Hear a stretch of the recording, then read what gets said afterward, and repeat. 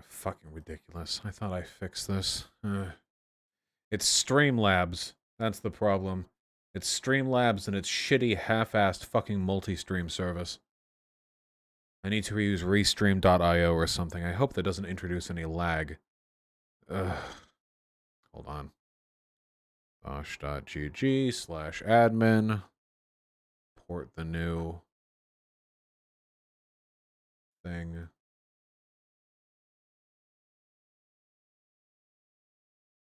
Save. There we go. Refresh.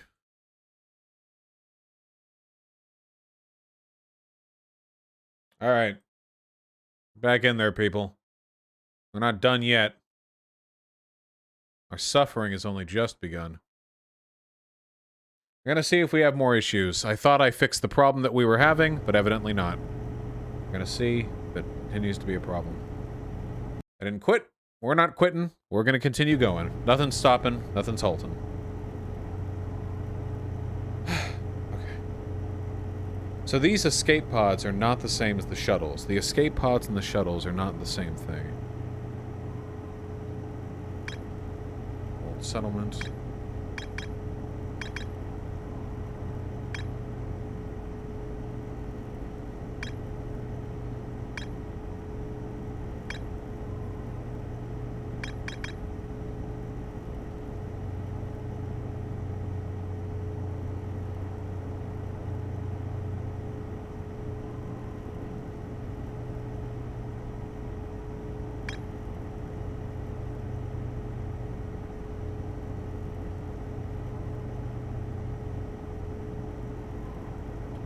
A warp tower's alignment point is not at its warp receiver. However, a warp tower always aligns with the center of its corresponding astral body. The warp receiver must be located on or in close orbit around the relevant astral body. The Hourglass twins are so close together they function as a single astral body with a shared alignment point in between them. All of the warp towers were being constructed on Ash Twin, while the 6 warp receivers were being constructed at different locations. The 6 receivers? Which were the 6 receivers?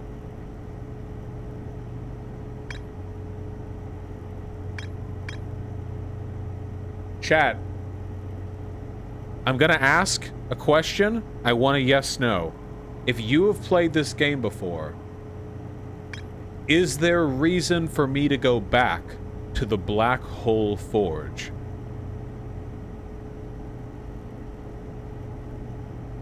Okay, the vast majority... Yeah, no, okay. It just... I remember it taking a while to get there. I just didn't want to waste time.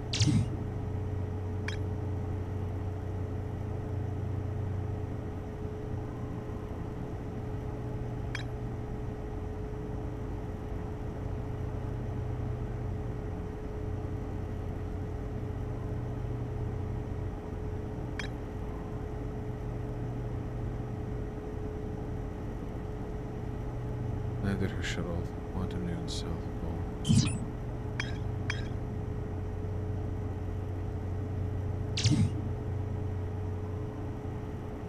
T-Tone, it is only by the grace of God that I am not banning you for answering that question with more than a yes or a no, after I specifically said, I want a yes or a no.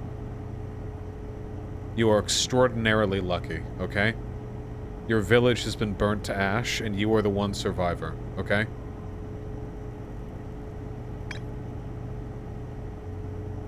I'm just kidding. Mods, one day 'em. Just kidding. No survivors. You people need to learn self-control.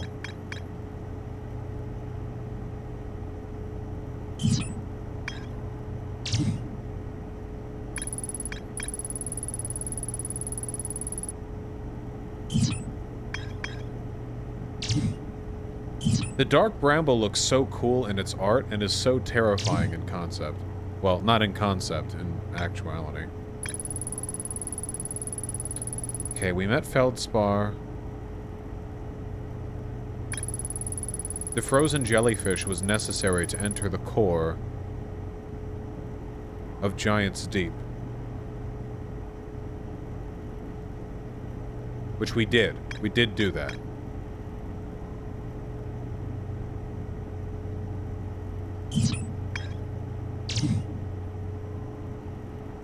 Every Namai warp tower is tuned to a specific astral body.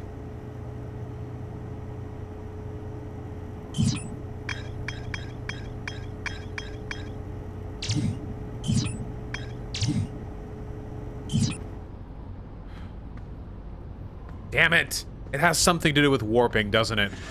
Alright! God damn it. It has something to do with the way in which the warp towers interact with the duo-planet nature of the Hourglass twins. You want that answered? No, I clearly don't.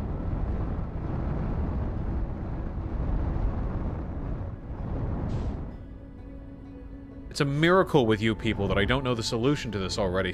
Somebody hasn't spoiled it for me.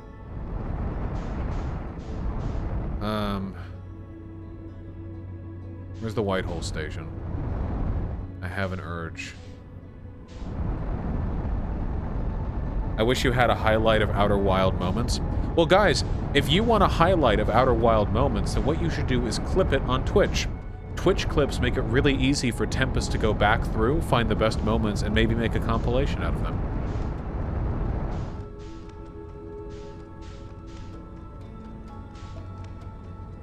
That's one of the great benefits of Twitch, something they undeniably have ahead of YouTube. Where is the Whitehole station?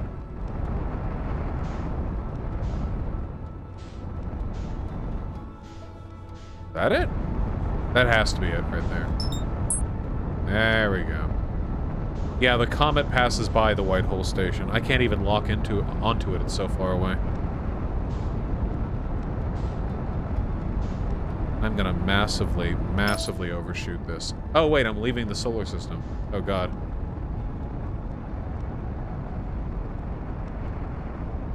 Let me go. If I was playing Baba Is You, people would just link walkthroughs to every level. Didn't I actually play Baba Is You on stream once? You planning on playing Resident Evil Village? Fuck yes. Okay, just let me get to Whitehole Station.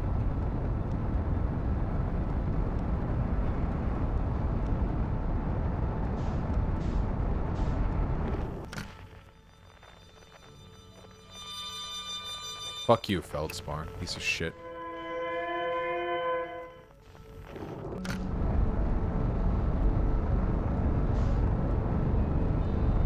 What's a game you'd really want to play on stream, but for whatever reason you can't? I wish I could play Subnautica for the first time on stream.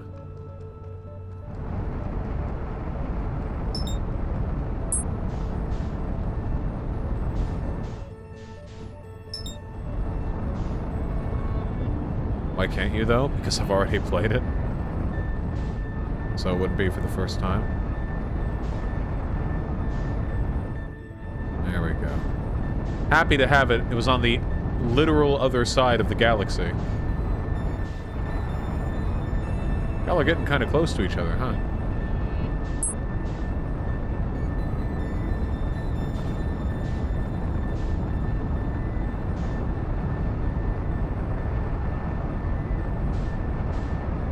Where is the station? Oh, solar system. Yeah, don't worry, I'll be playing Below Zero when it comes out. Okay, come on. Where is it? Hey, what happens actually when you go into the white hole? Did I ever figure that out? Oh, there's the white hole station.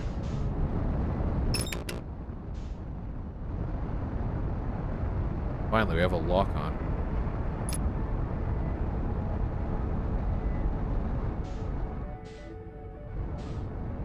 You physically can't? Probably not. Feels like it's a bit of a one-way trip. But... you know... Ah, rejected. No white hole for us.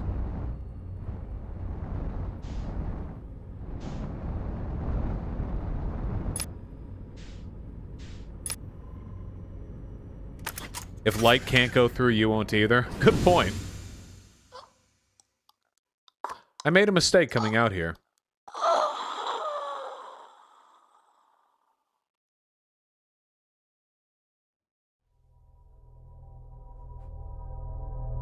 Yeah, show me the recap of this, please.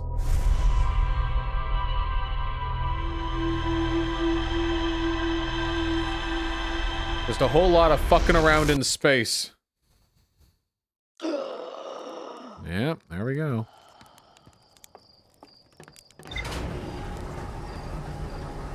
Shit, I don't have a clear solution in mind. Fuck! It should what you expect.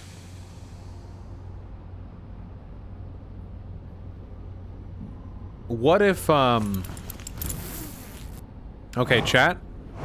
I'm just gonna narrow down some options for my sake, okay? And also because I am on stream and I am vulnerable to, boring people. Do I need to go once more to either the high energy lab or the white hole station? It's a yes or no question. Yes if I do, and no if I don't. Okay. It's a pretty hard no. I know I have nothing left to do on the sun station. It even breaks apart pretty soon after the loop starts.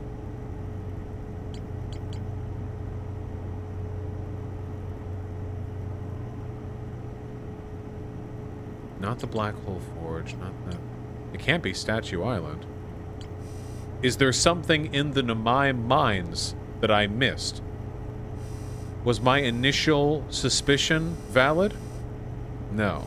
Okay, damn, I thought I was so clever with that one.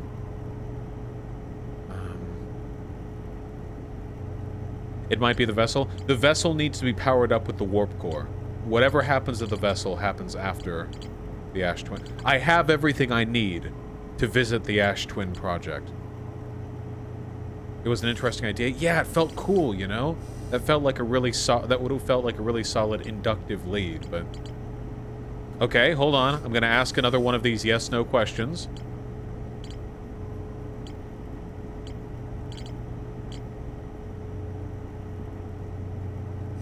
So I am correct in believing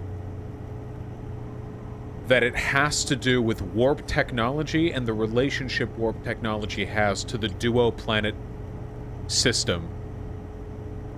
Okay. Which means I need two things. I need a way to warp to the twin hourglass, the hourglass twins, and I need a way to modify that warp in such a way as to alter its trajectory and take you to the center of the Ash Twin.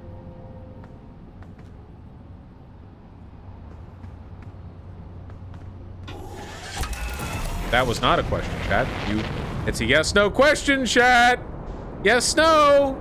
You know what yes-no questions are? You answer them with a yes or a no.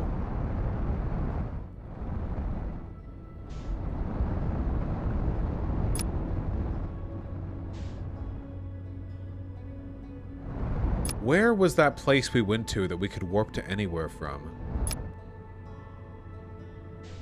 There was a tower, and wasn't it the White Hole Station?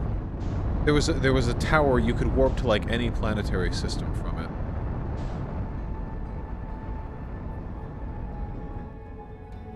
The Quantum Tower? Which planet was that on? No, not the Quantum Moon. Warp, like you could warp. You'd look up and it would take you somewhere. The Quantum Tower was on Brittle Hollow. Is that what I'm thinking of? Let me just quickly see.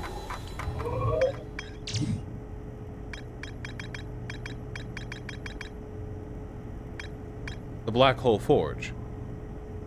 It was at the Black Hole Forge. That was where it could warp you anywhere. But I was already told that I didn't need to go there. The Black Hole Forge was the place that would allow you to warp anywhere.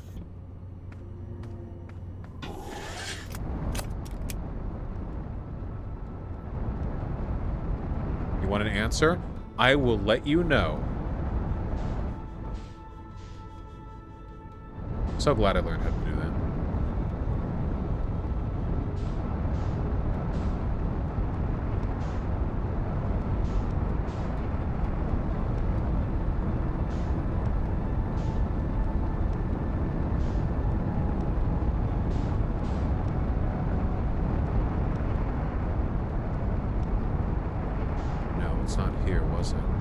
is at the, No, yeah, it's right there. This is what I'm looking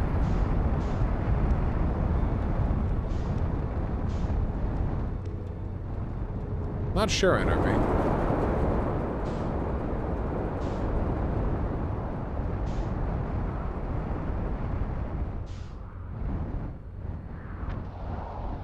This is a warp station of some manner.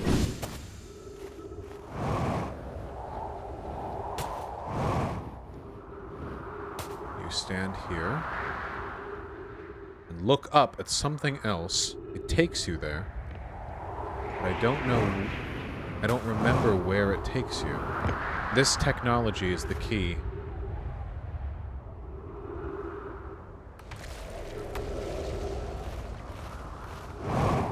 You need to look up? I don't know.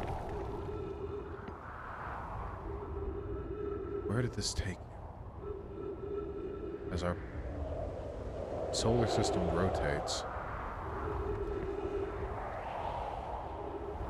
Where did this take me? Where was it? Nothing's even close to passing above. Except for that big hunk of flaming rock.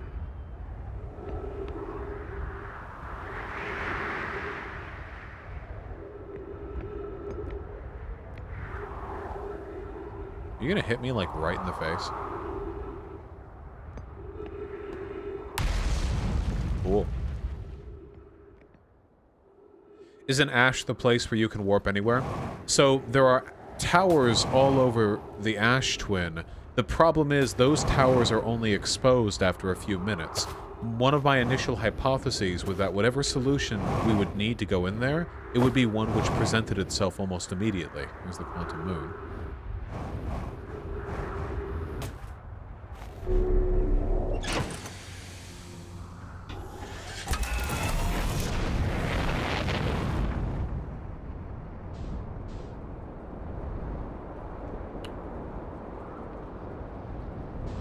Solution's not going to be here. Damn it.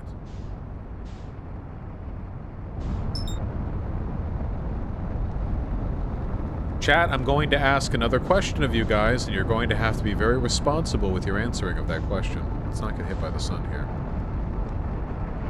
Okay? Obviously, the solution to this dilemma can be resolved is at the Hourglass Twins. Will the solution be found on the Hourglass Twins? As in, I should go there. This is where I should spend my time. Yes. Well, if that's the case, my hypothesis might be incorrect. There are only features of Ash Twin visible after a given length of time. I guess I was wrong with my first hypothesis. Those big towers. I assume it's the Ash Twin. I feel like I've been all over the Ember Twin.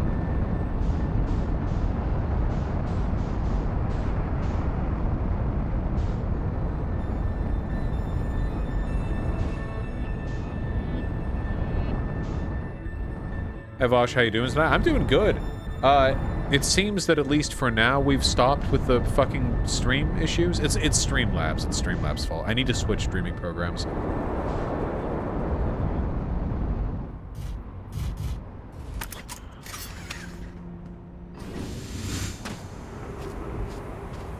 Okay, we're not on the equator, so the ship shouldn't get picked up by sand.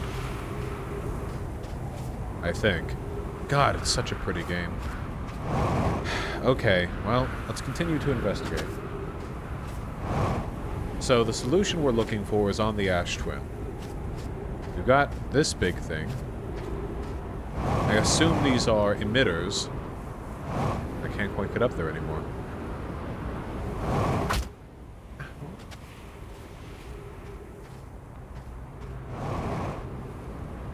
I assume these are emitters for the Ash Twin project. I don't think these emitters have anything to do with transportation. The transportative features of this planet are kept at its equator. Is that a word? Transportative?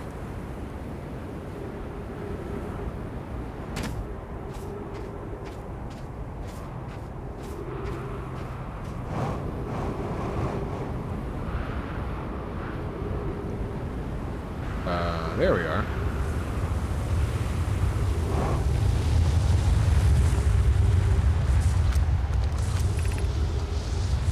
Sun station. Alright. Quantum moon again. Always spooky to see it, you know? Okay. This warps to the sun station. That is the place that warps to. Let's continue. Here we are. The towers are arranged in order of their proximity to the sun. Wait, have I never been here? Wait, hold on. I don't remember this. Am I that dense? I am that dense.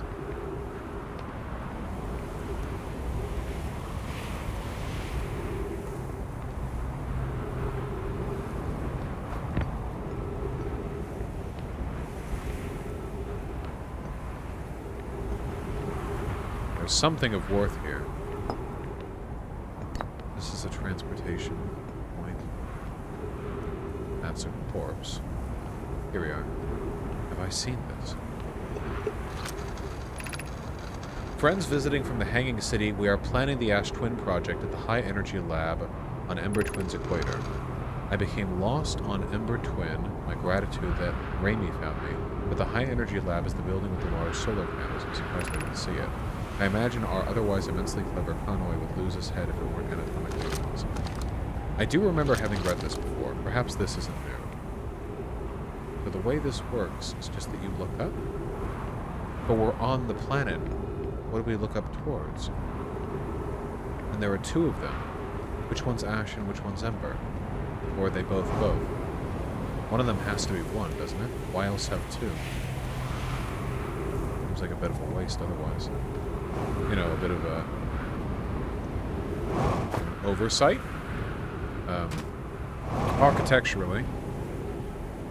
No, this has to be it. One of these has to warp up. This one has cacti in it. The Ash Twin doesn't have cacti. Maybe it's just... And I would wait until I'm looking directly into the sand, right? Because when the sand is directly overhead, like it's about to be, that would mean that the vertice between the core of the Ash Twin and the core of the Ember Twin is directly overhead, right? Hold on. See if my hypothesis is correct.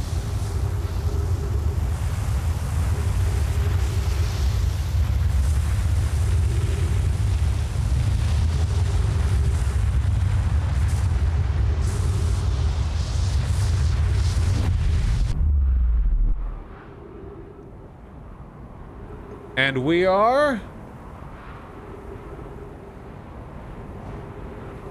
on the Ember Twin. We were in the wrong goddamn tower.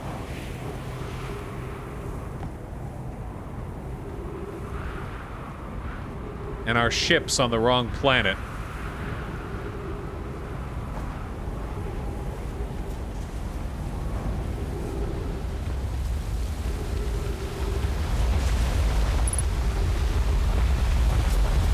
Will this work? I'm not at the vertice.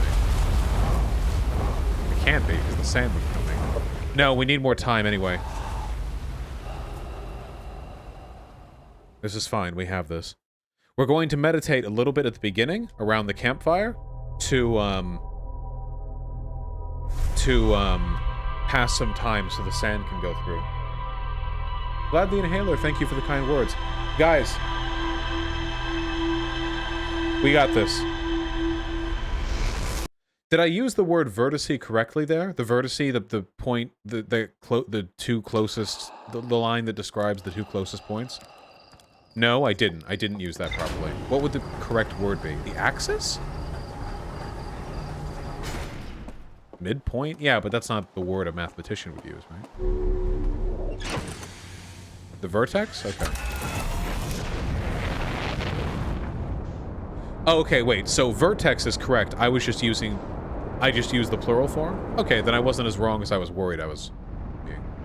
Are you intentionally not wanting to play WoW with chatters? Ha! No. You kidding me? You said a joke? You really think that with all the shit I already have to put up with in this fucking community, and with the online left, that I would introduce myself to fucking community guild drama? Is that a joke? No, something that I might do... Oh, here. I always do this. One thing that I might do in the future, though, if I ever really feel like it, is I might prowl my community for some top-level WoW raiders, and then I might try to jump in on some mythic raids, by way of being famous. Internet famous, you know? Oh shit, I didn't wait at the planet before jumping in. I was too excited. Whatever, that's fine. We can jump around.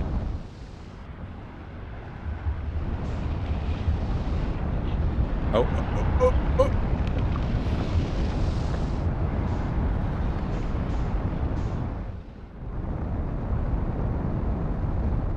Hey there, ally. Anyway, I used to be really good at WoW. This sounds such a shitty thing to say. It's not, okay? How do I put this? Because I know sometimes my former GM sees my content. This is the... I fell in with a guild called Tombstone. On the... I forget the name of the original server, but we eventually moved to Dalaran. And I had a tremendous amount of fun playing with them. They were such cool guys. They were cool, and they liked my stories, and I made a lot of good friends there. And, GM, what's GM? Guildmaster, the person who ran the guild. Anyway, it was more of a casual guild. At the time, I hadn't really done much top-level raiding, so I didn't think that I was, like, looking for some crazy intense shit. But then, Legion came out, and we did, and of course we did, what was the first Legion raid? The Emerald Nightmare? We did the Emerald Nightmare, and that was great.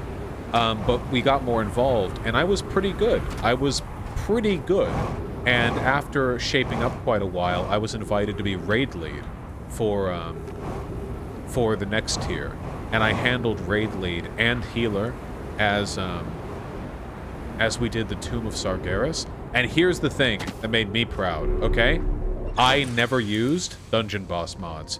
Now, if you haven't played WoW, you don't know what that means, but if you have, then you're like gasping right now at what a sicko I am. Oh. I don't care. Take it. I hate dungeon boss mods because I hate being told what to do, okay? Basically, dungeon boss mods is was a WoW add-on that was basically considered mandatory. I didn't use bigwigs either. Basically, all the abilities, mechanics, timers, everything, all categorized in dungeon boss mods. Most people didn't even know any other way to play, basically. But I just memorized the timings. I just took them in my head. And then, as raid lead, with no dungeon boss mod prompts, I led my casual guild to their fairly timely heroic victory. Still feel good about that. Not everyone in that guild was into, like, hardcore raiding, or even raiding at all, really, so getting everyone together was pretty difficult, but we did it. And then everyone clapped. After we beat Kill Jaden on Heroic, yeah, people clapped, absolutely. And after that, well, I had agreed to raid lead until I could take the guild to finish Kill Jaden on Heroic. After doing that, I did a couple of Mythic runs, subbing in for other people. In other guilds.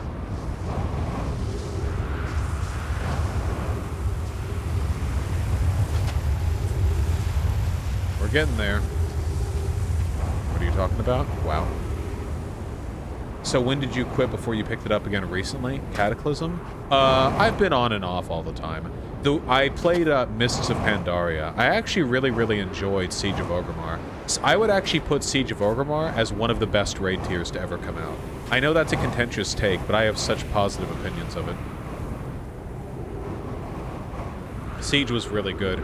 You know the one Siege boss I fucking hated? The big metal scorpion thing. I hated that fight so much. I don't know, just have bad vibes from that fight. But all the other shit? Oh, man. Here we are.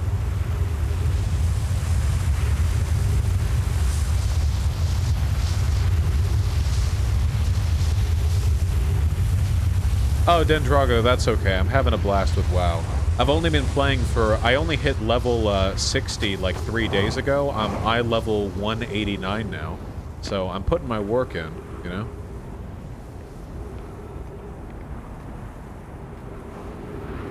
Considering all the other stuff I have to do in the day today, I think that's a pretty decent pace.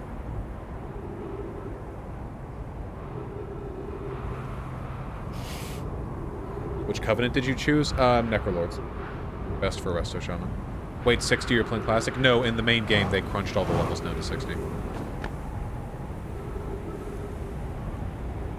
What is that big sucky cloud? The gravity of the orbiting planet is pulling sand up towards it. Just waiting for the sand to fall a little bit more.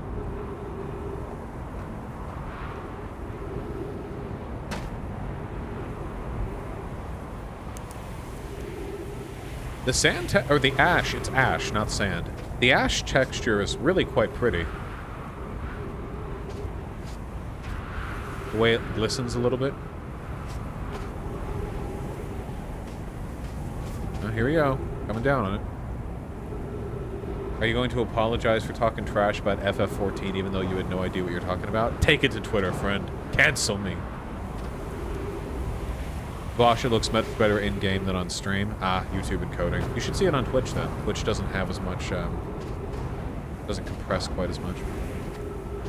Okay, so the last one we took was this one. So now we would take... Oh, here we go. Let's see if this is it.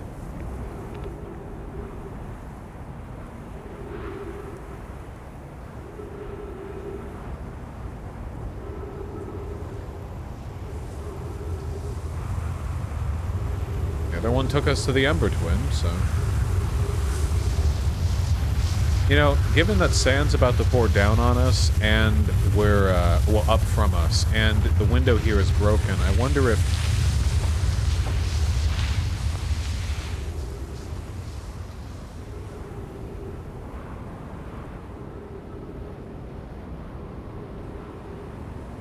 Okay. We were lucky to survive that. So what, is this just unusable? No, that can't be the case. There's no way this is unusable because of that. But I have to be standing here. I have to be standing on this.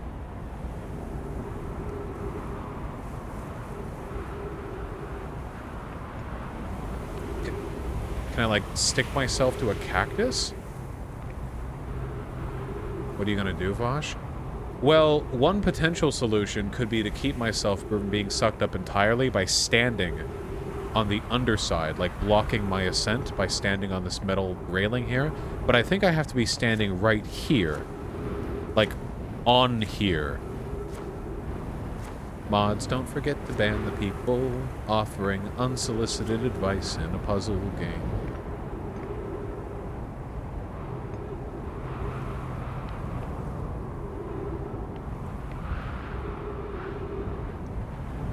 So if it comes around again, the same thing's gonna happen. I can try to block myself with the metal, but I don't think that's gonna work. Does it work to, like, stick yourself with a cactus? That can't be it.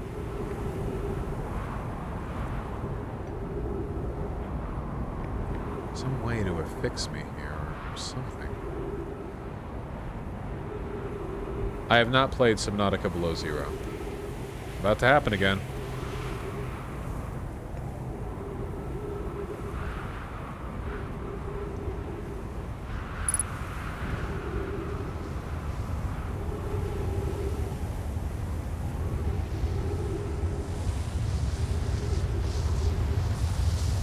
What happened to the Hunter Copper? It had to be postponed. Hunter had a debate at the same time. I hope you know. Yeah, I don't see this working. I'm not on... Even if I don't go up, I'm still not on the...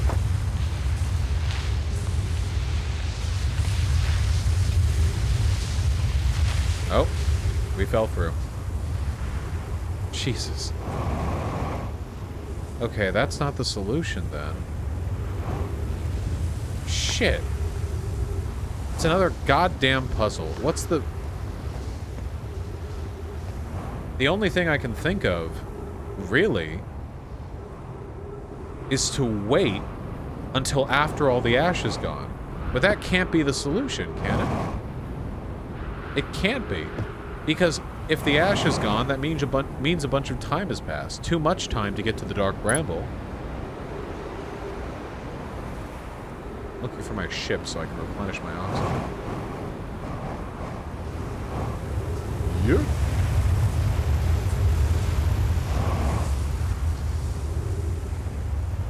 I don't know why it doesn't mark your ship in the little thing down there. Ship is on Ember. The ship's on Ember.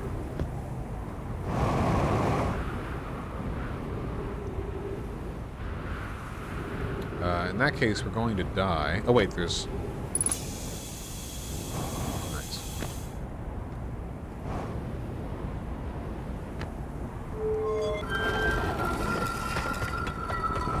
Damn it. That has to be the solution. The fact that it's difficult to do, the fact that they broke the window at the top means that has to be the solution.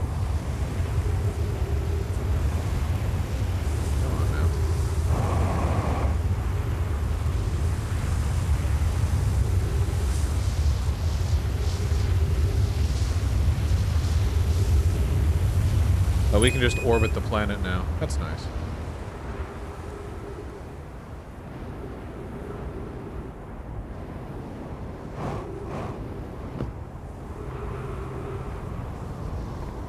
Is there a way? Does standing in here shield me? Protect me? It doesn't, does it? Well, it might protect me, but it's not going to allow me to warp.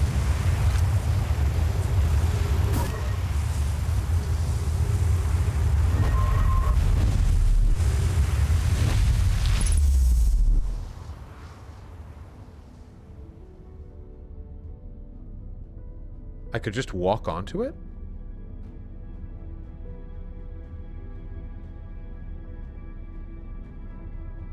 Oh, I see.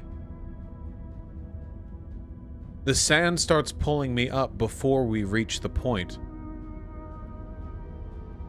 So if you just walk onto it mid-sand...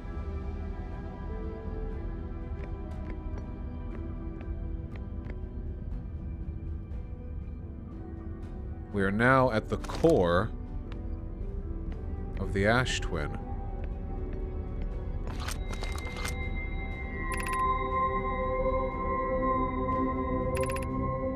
We have 8 minutes left in this cycle.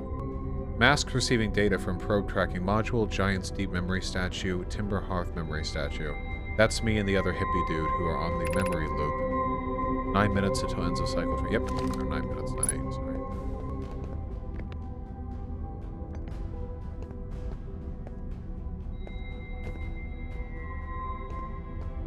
We sure are orbiting around here. My god.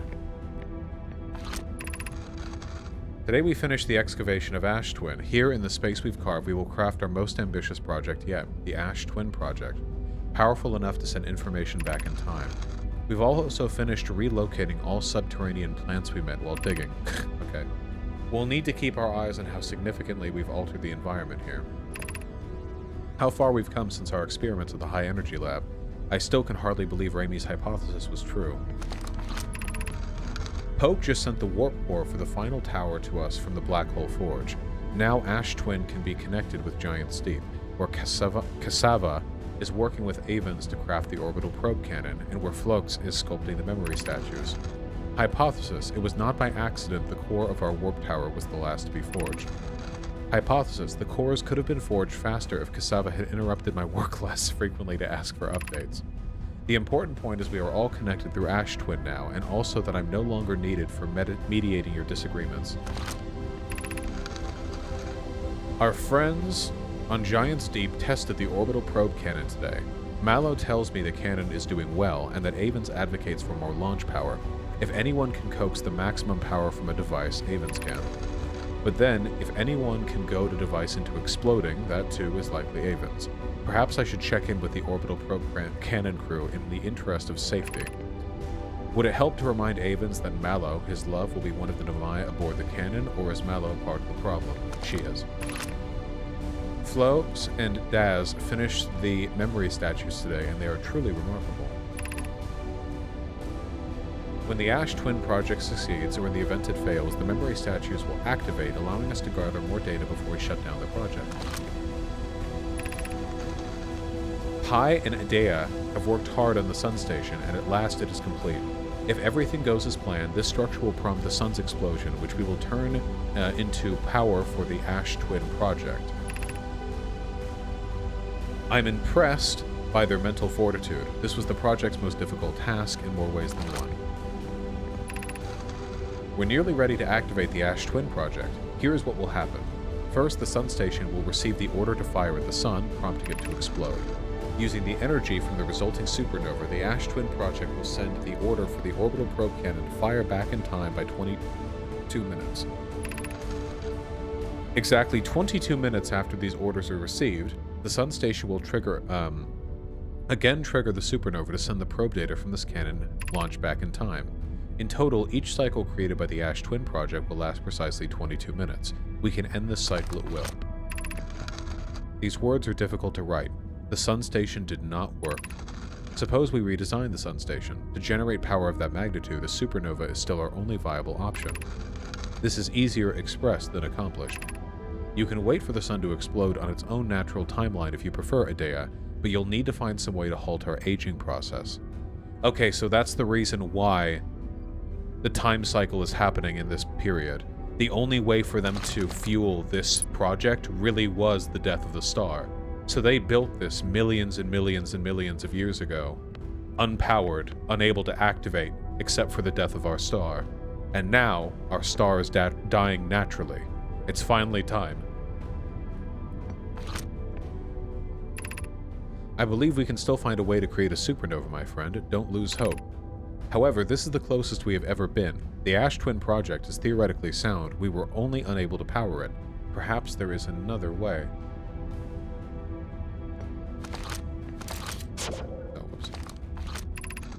We are halting our research into creating a supernova for the moment. A comet has newly arrived in the solar system and we're anxious to explore it.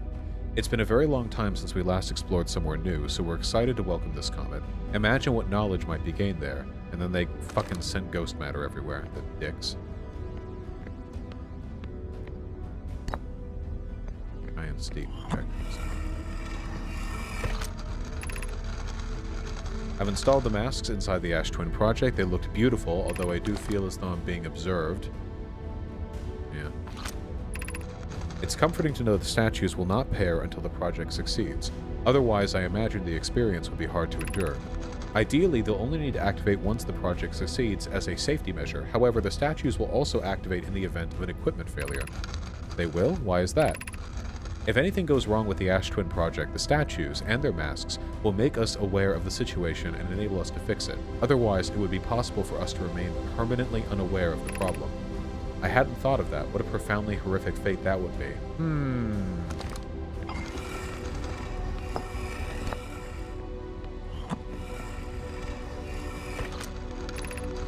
My gratitude for the latest shipment, Mano.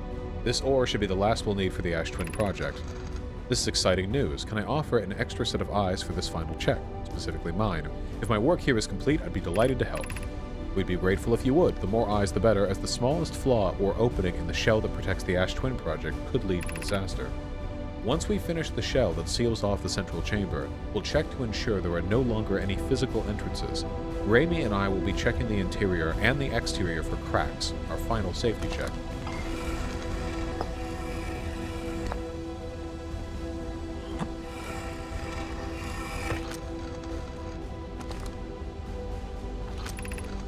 I have good news, Hero. The advanced warp core is ready to be installed in the central chamber of Ash Twin. No, it isn't. Is everything well at the forge?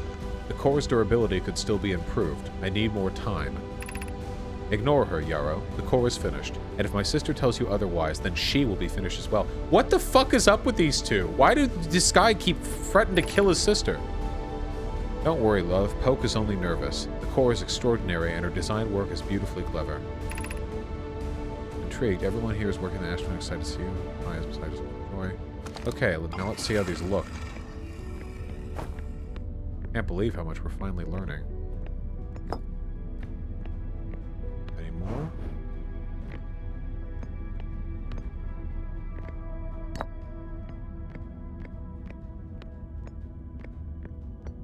Yep.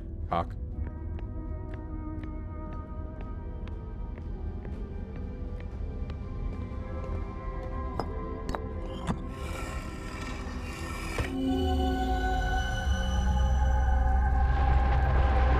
These just... Alright. We don't need to see these. We've seen all of these from the other end. All of these will take us to places we've been to.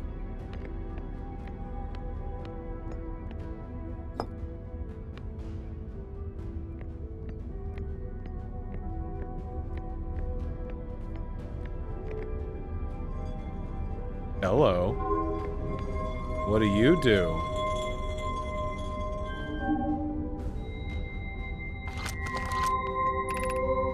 You are about to access the core while the Ash Twin Project is active. Removing the core will disable the Ash Twin Project.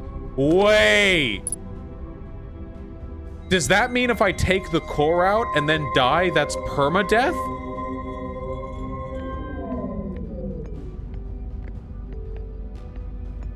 No way! What if the things get me?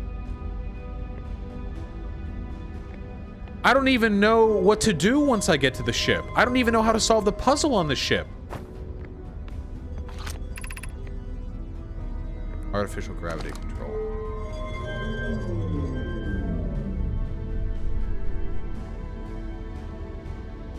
Now we're at 0G, but I don't have any fuel, so I probably want to keep the artificial gravity on.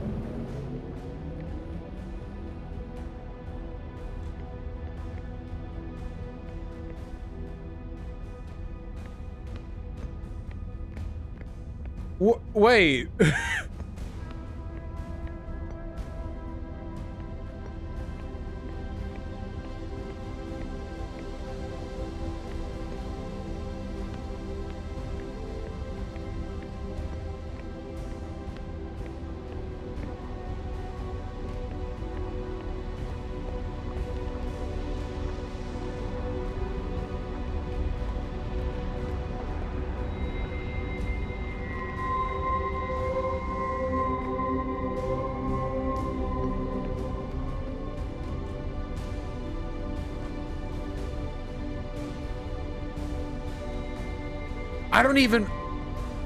I haven't even attempted to make it through the dark bramble with my ship. We only have 22 minutes.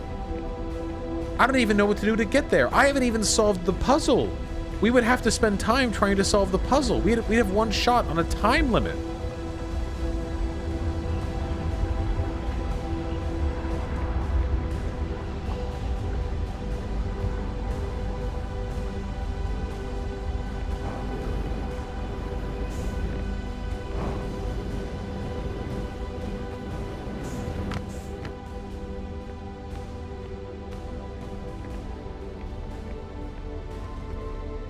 How much time do we have left in the... 3 minutes until end of cycle transmission. I kind of want to see what it looks like when the loop ends while we're inside of this core.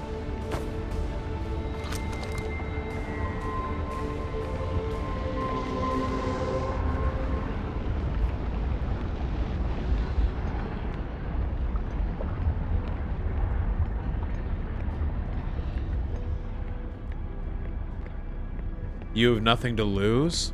My friends.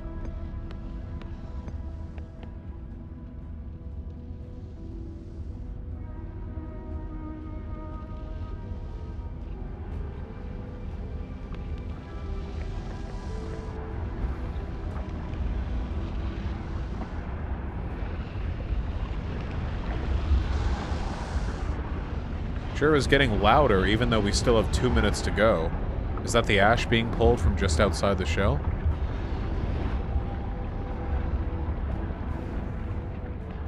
I'll try it. After all, there are no upgrades in this game. It's just information.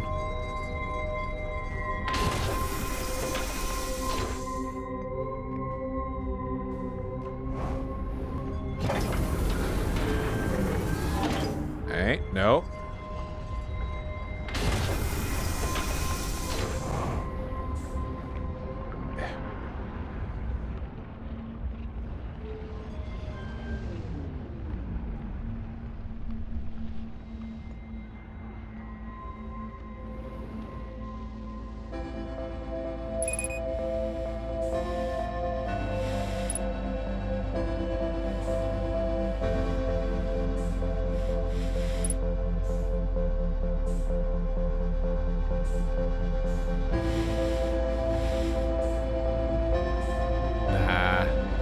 We'll get it next cycle.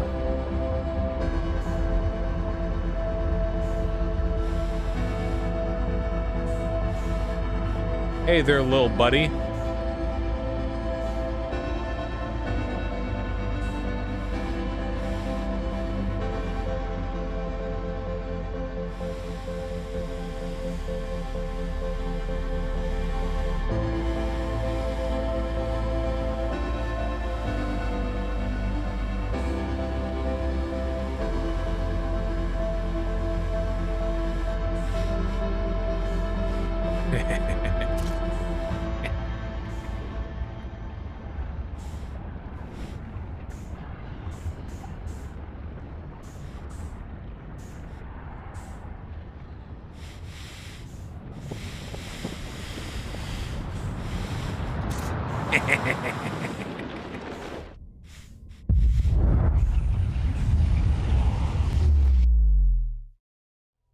Ah, you don't even see the light from within there.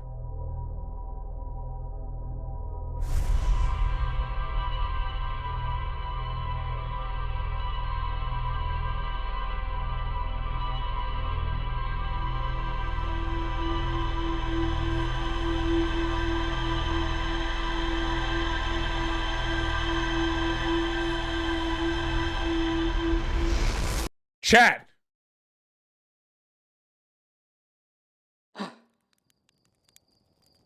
Hello.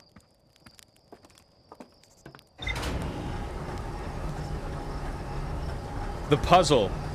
The puzzle on the vessel. It's time. We're starting. The puzzle on the vessel.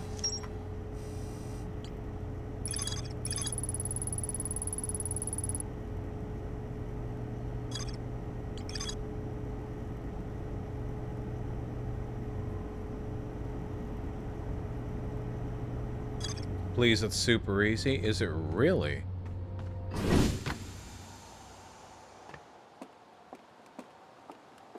Is this the very last cycle? No, we put the core back in before the sun exploded. We were sent back in time.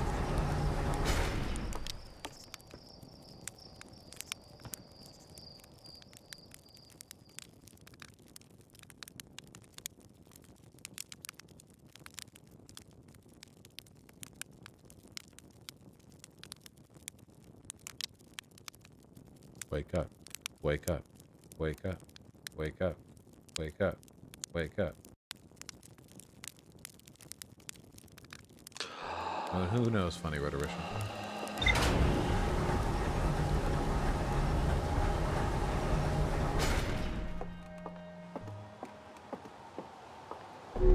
Open map on the ship.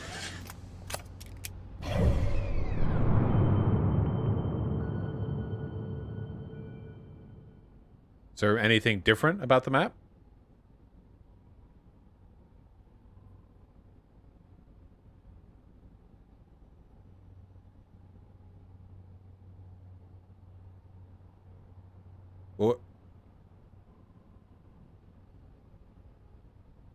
What?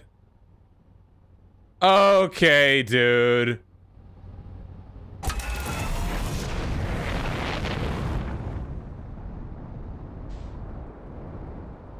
We're all quantuming today.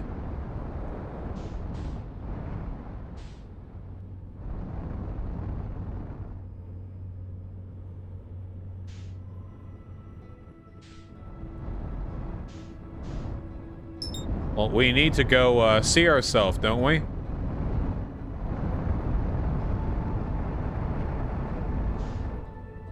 Yeah, suit, I know.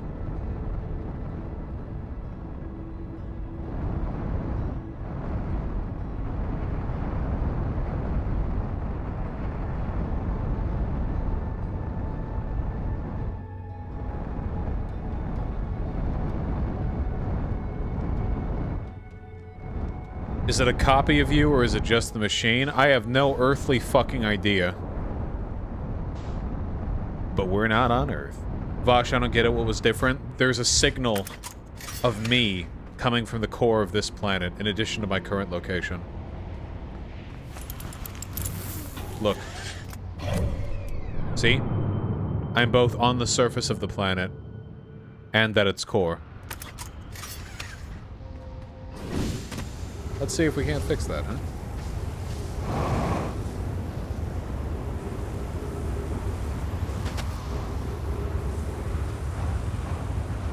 Damn, it'll still be a hot second before the sand goes down enough. Yeah, this is Vosh and Vaush, okay?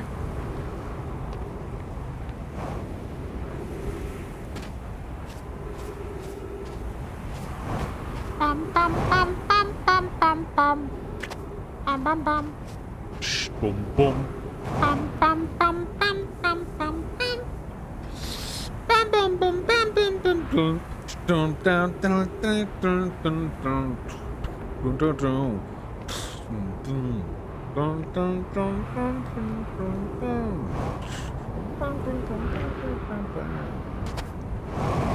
Motes.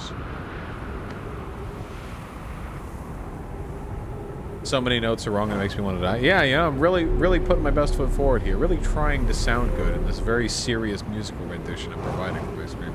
Come on now. Let's get it started hot. Let's get it started in here. Get it? Those weren't the original lyrics, though, were they, chat?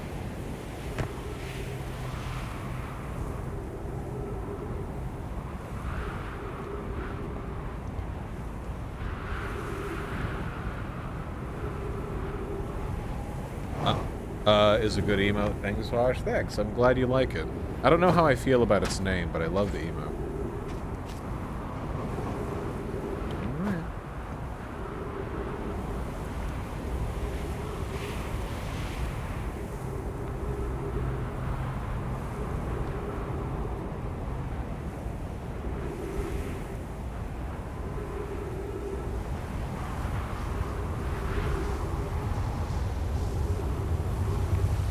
Almost here.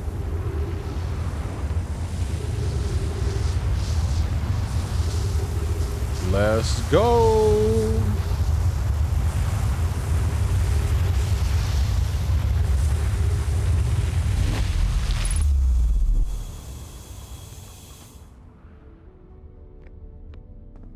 Where is he? Where's me?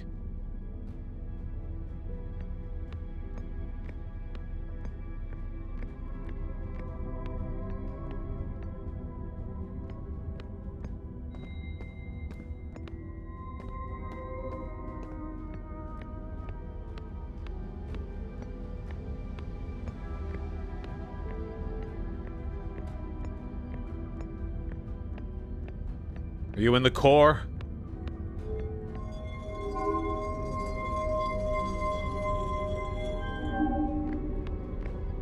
You walked right past?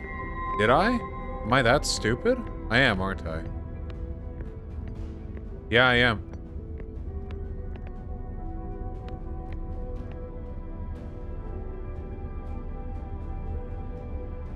How are we doing? Ah!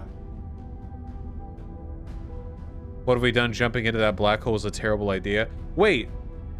Which black hole did I jump into? I'm in the center, and the core made one? I see. So being in here, I needed to know what would happen. Okay, I'm calm.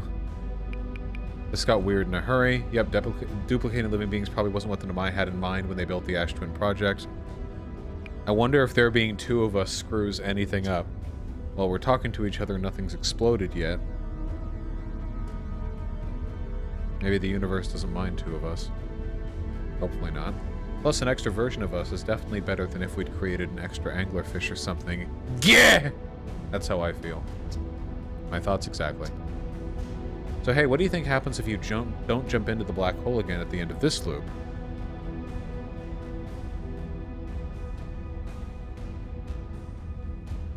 I'm assuming if I don't jump into the black hole again, that it would just be one of us in the next loop. If I don't, then where did you come from? That's a good point. I feel as real as ever, so I don't think I'm a figment of your imagination or anything like that.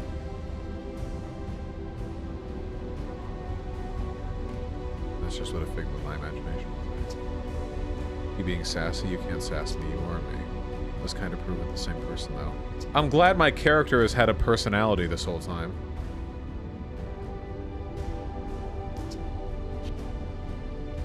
I look cool.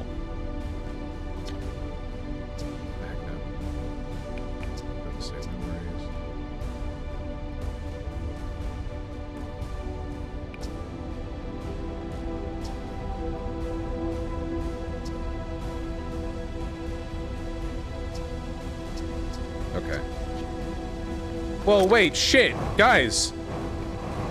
I was gonna pull the core out and attempt our expedition. Should I... What do I do?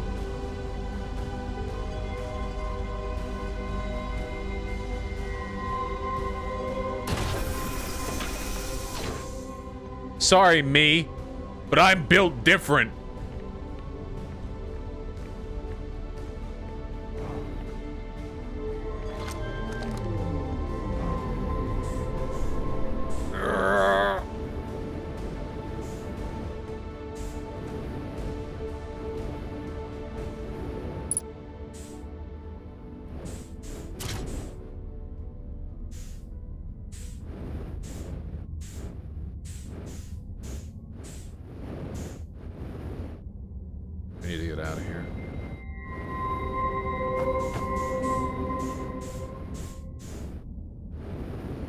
Good luck!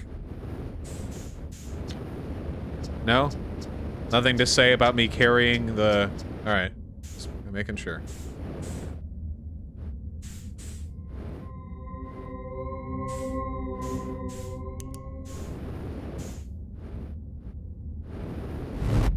Good timing. No. Well, it would have been good timing if it hadn't fucking double warped me. Shit, now we have to wait the longest possible length of time.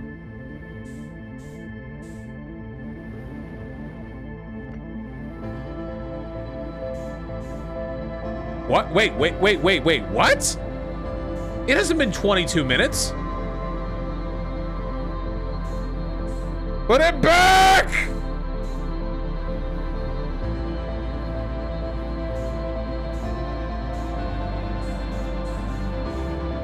Get...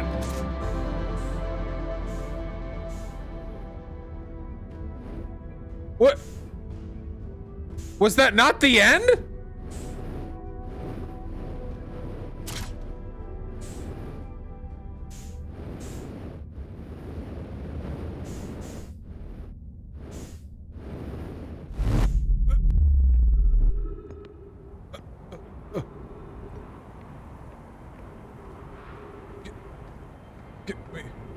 Get me.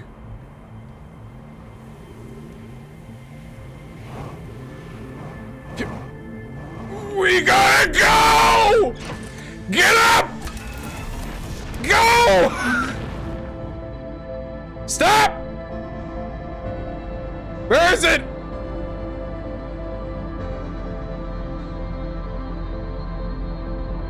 Where?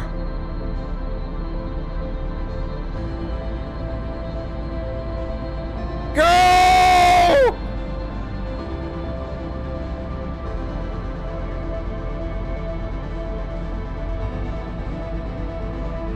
This is just vibe music. It's not, I'm not vibing right now.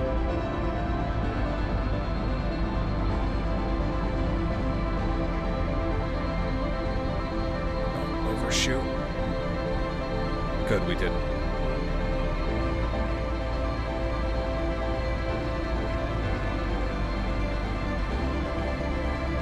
We overshot a tiny bit, but not a huge amount.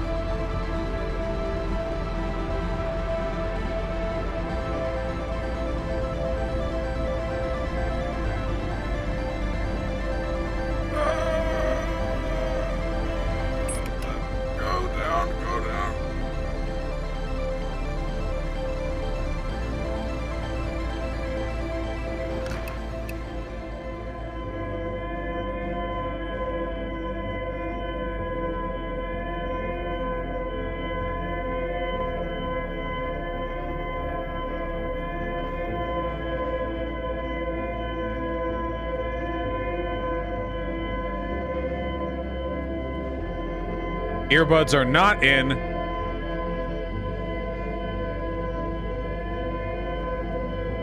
Do I absolutely need to bring my ship? Do I need to bring my ship to the vessel? Or can I float there independently? No? Okay, good.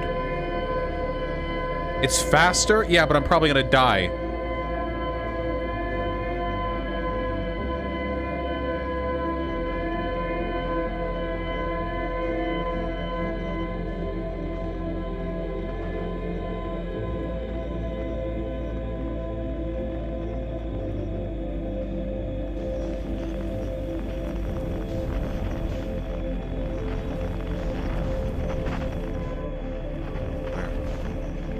There, lights.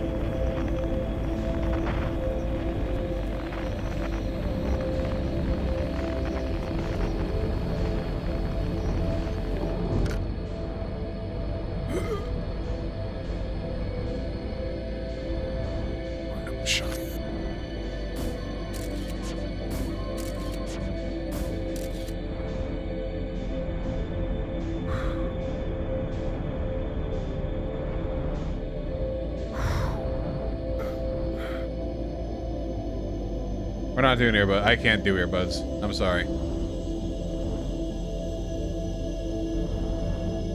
As soon as we get in here, we're dropping the ship.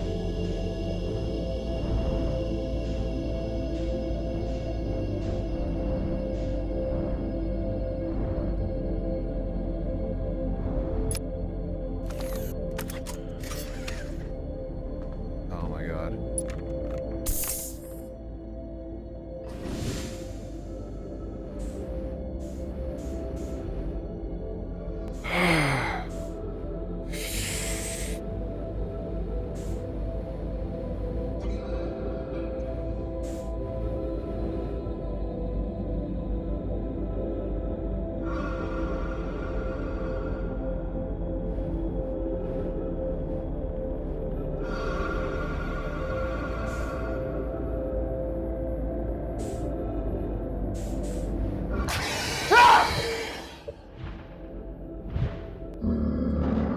Fuck! No, we're done! What?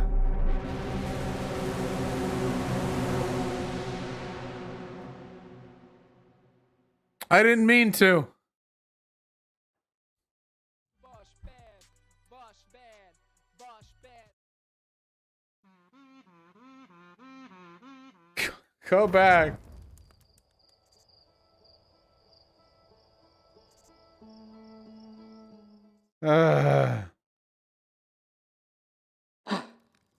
God damn it, we still have to wait at the beginning.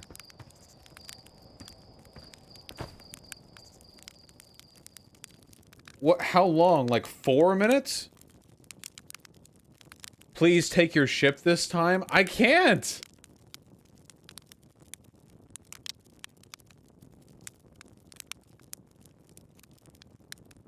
Yes, you can? How? Literally just don't move when you enter the seed with the fish? Are you- is a directly forward trajectory sufficient? Because when I last went in there... Yes? When I last went in there, as soon as I entered that seed, the nanosecond I entered that seed, even the tiniest bit of motion set me off. It looks like I would hit one of its little fish danglies. I just need to coast it? It's time. It's time to coast. West Coast Spaced Ghost. Anyone remember that show? I remember seeing it. You remember what, you know what show I remember? Metalsculpscalypse. You all remember that? Megalopolis? Metalocalypse? That show? That was a show.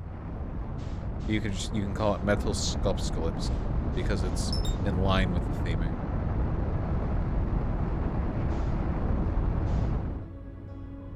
How do you know Chad isn't just lying to you? I just always assume they are.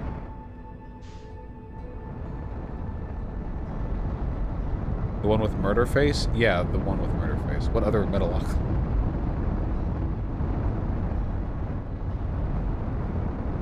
Let me in.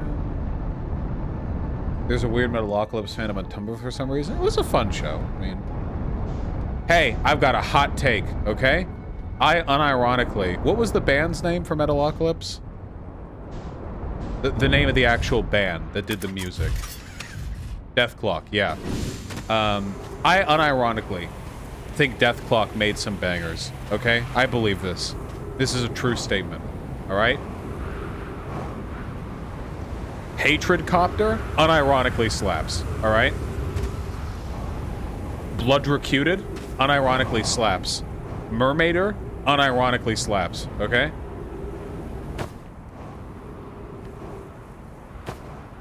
Thunder Horse.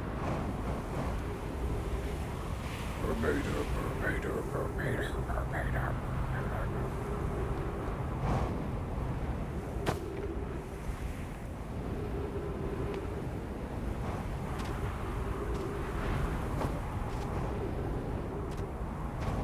Have you found the coordinates for the eye yet? Oh god, we're not going to be able to finish this game tonight, are we?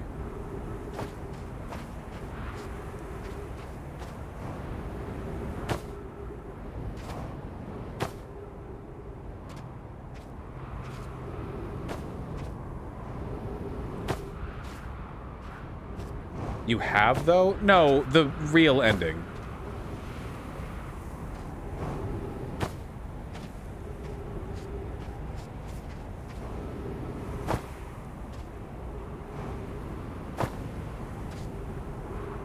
No, you have the coordinates?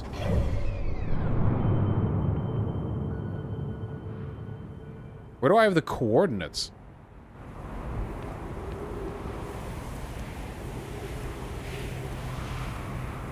In your ship logs? Oh, well, wait. Sorry, wait. By finish it, I didn't mean, like, have the coordinates. I mean, we're supposed to jump into it, remember? That was the Solanus lady pretty directly said, oh man, Streamlabs real? Yeah, Streamlabs is being real.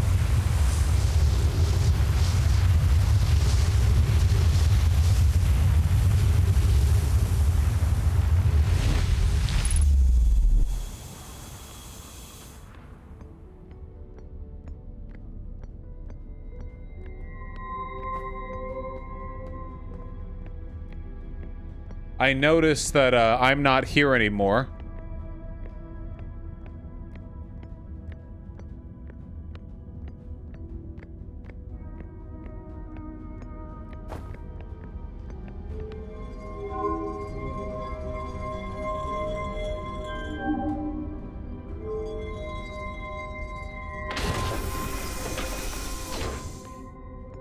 You know, I have to say, games like this that play around with space-time paradoxes make me very uncomfortable. The idea that, like, some sufficiently advanced species with their technology could, like, end the universe by breaking a rule is very uncomforting, okay? Not good. It's not a good thing.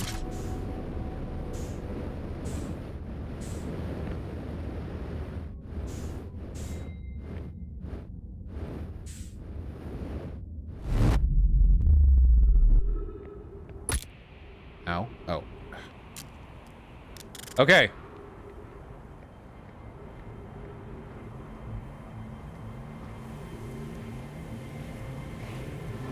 Oh, shit, wrong way. Have you read up on Strange Matter? Yeah, I've seen the Kurzgesagt video, if that's what you mean. Don't give me the spooky music. The sun is still orange, not red.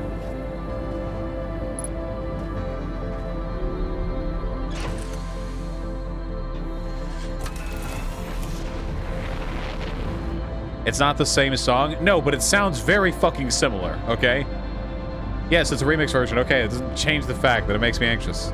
You're trying to logic away, like, the song thus far has been associated with the end of the universe. You guys are like, no, no, no, it's not that song. It's a slightly remixed version of the song that sounds almost identical, except it's slightly faster and more frantic. There's no reason to be anxious while you're carrying a fucking space warp time core.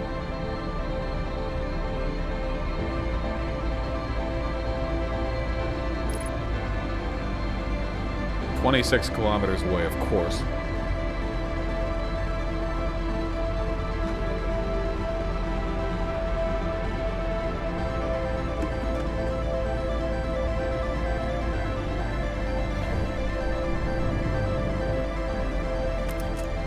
on going. We're gonna try this little trick.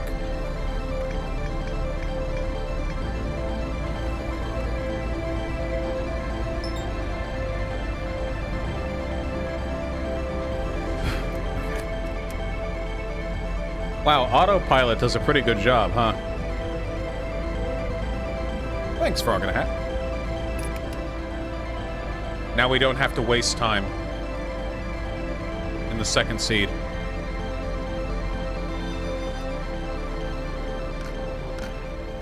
Duplicate signals, yep.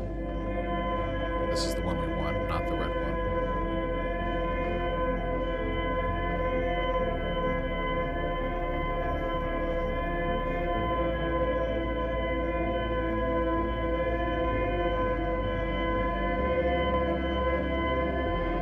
No, you go through the red one, not first.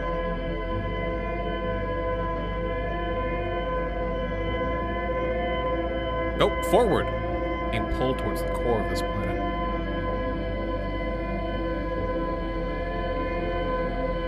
They lead to the same place, then I want to make sure I come at them from the same angle.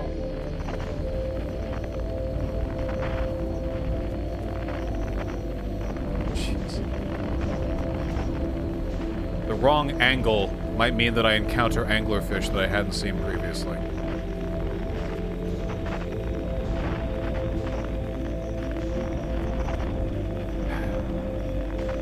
Just coast. Forward. And coast. Forward. And coast. Just... align. Align.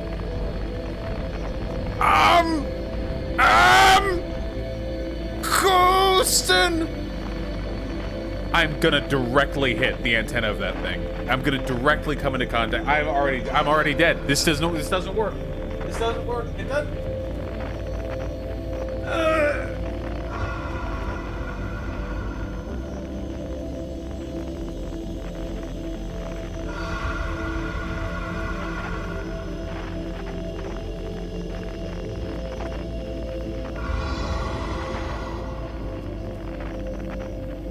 How long?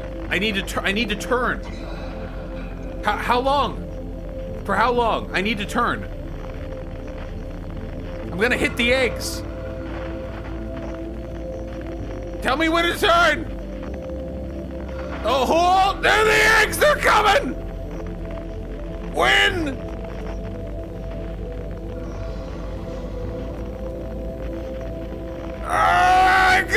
I'm turning. One bar. There's more. I'm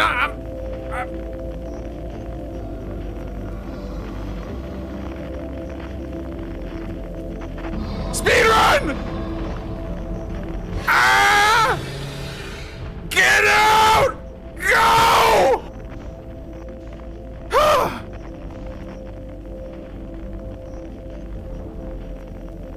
Go!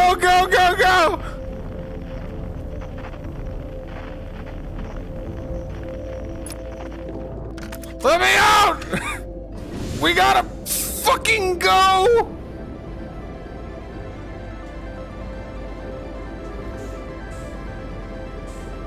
Ow!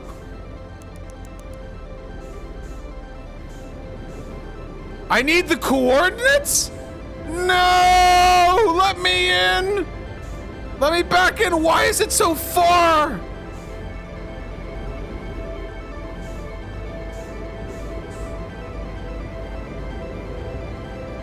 No, keep going! Why? You jackals! You told me to come back! You told me! Get closer! Stop! Go!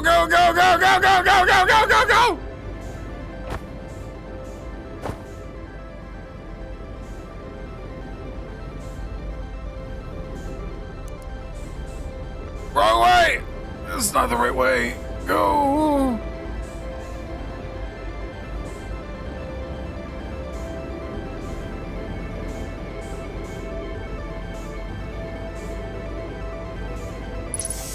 Clutch it! Get it in! Punch it! Punch! What's it? We're still not in the clear. What's it? Oh, the thing.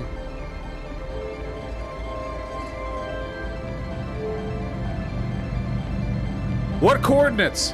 Oh, wait, they're right there.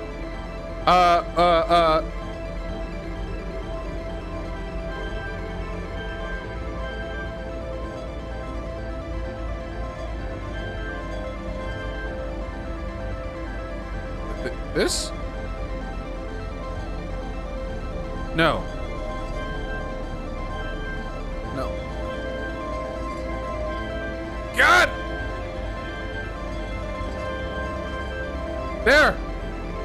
Next! Go! Okay. It's so- oh wait, I had my flashlight on, that's why I couldn't see shit. Didn't even realize.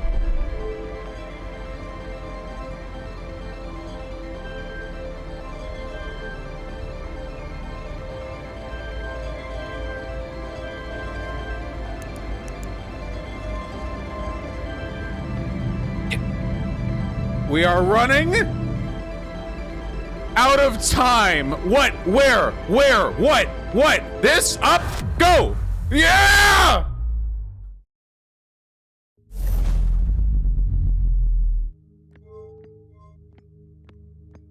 Great! More cosmic horror that'll terrify me.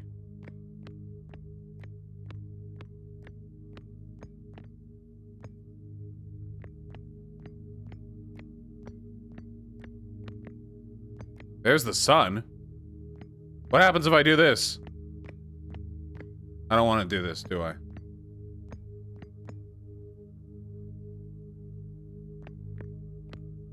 If I move it to this? Oh. Is that gonna take me there?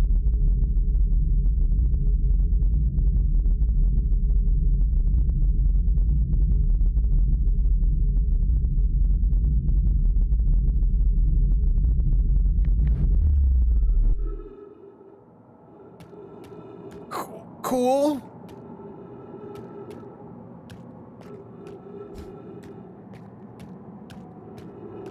All right, we're at the North Pole.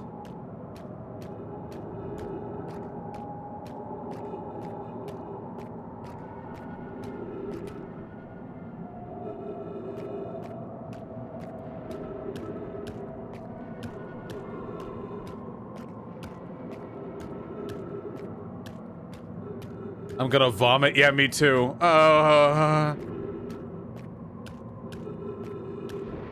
Cool. That's just so cool, dude. Should go out with your scout. Good idea. Cool. I can't even take it back. I can't retract it. I can't.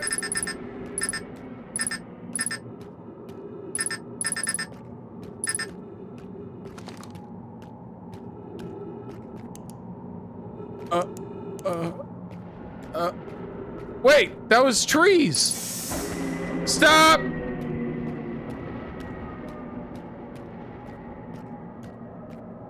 Can I get anything but this? Any ending but this? Can I fight a Dark Souls boss?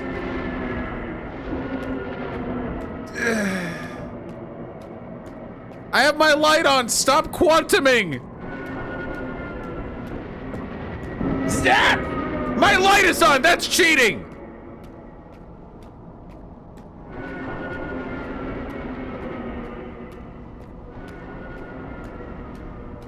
It's too quantum for light.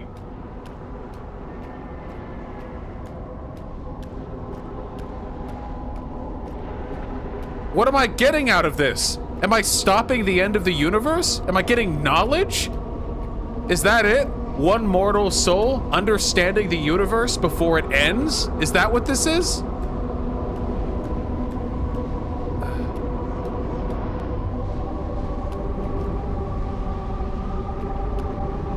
Well, gravity is 2.4 times base. I can't jump up.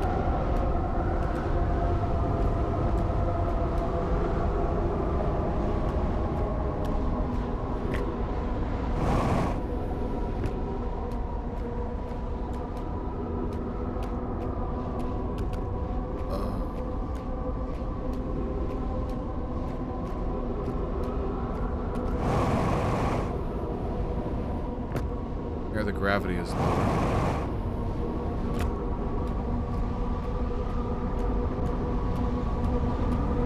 Not sure if this is how gravity works, but I guess I'll have to take the game's word for it.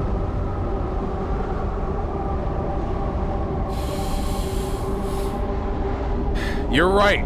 The inside of the butthole is always soft.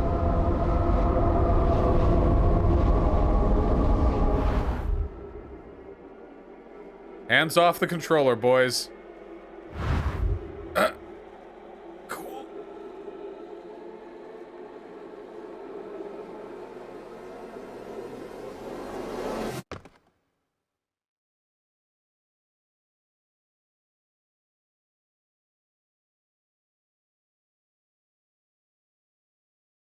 You missed cool visuals? Good!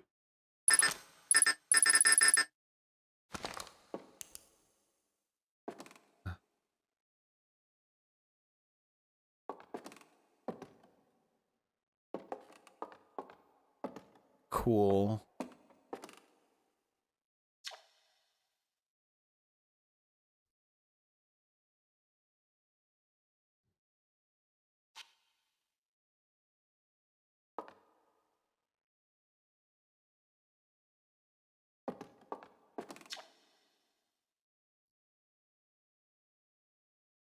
Thanks to their efforts and technology, a Hearthian was able to reach the eye of the universe. So this was written after I did what I did. Does that mean the universe didn't all explode?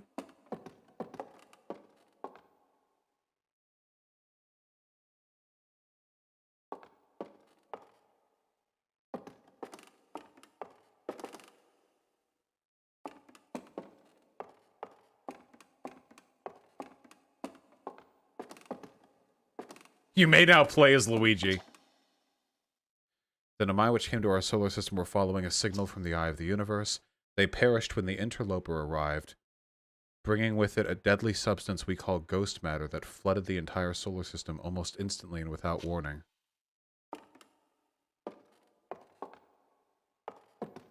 So that's what killed all of them off. We only see a little bit of ghost matter in the game. I imagine that there was like a huge amount of it back when it first got released. Of all the life forms which will perish in the oncoming death of the universe, we will miss the anglerfish the least. That's true. All of the things here are bones now. These weren't bones before. The anglerfish wasn't bones before. Is this just me on the way out? Just reflecting on everything I've done before my death? Did I give meaning to the existence of my people by jumping into the eye of the universe as everything ended? How much of this is me? Or is this real? Am I getting a glimpse into a future where my friends chronicled my legacy? No, it still happened. At the end of its lifespan, our sun collapsed under its own gravity and then exploded in a violent supernova. Yeah, okay, well, question answered, I guess. This is in my head. Cool.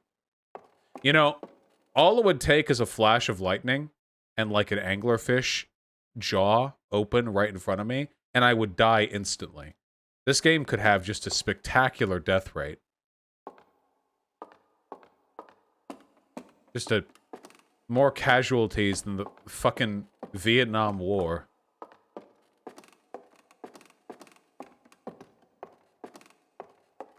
Well, you're still alive? I don't know about that. A new universe? Ah!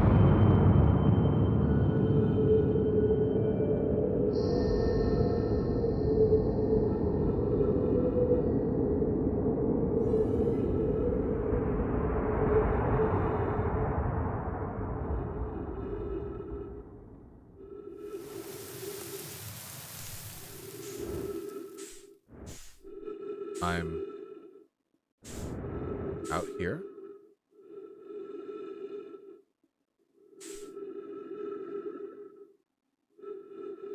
What's the name of that last Gurren Lagann episode?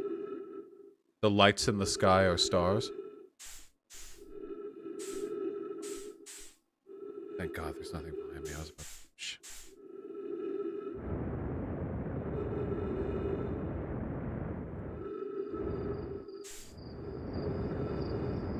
Uh.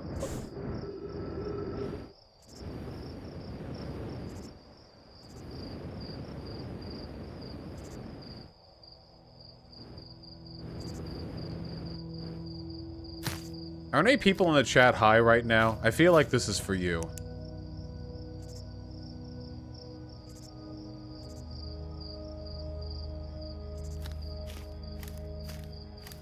Phone's at a...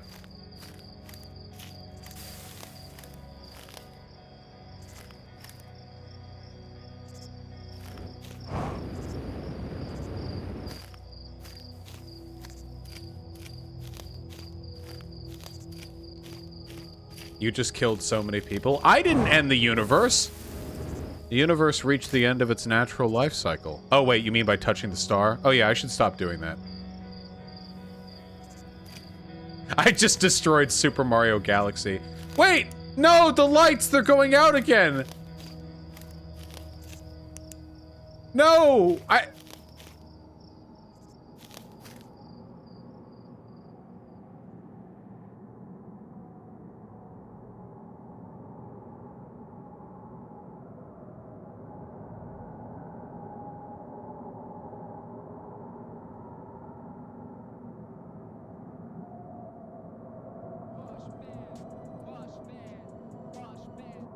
I'm telling you, man.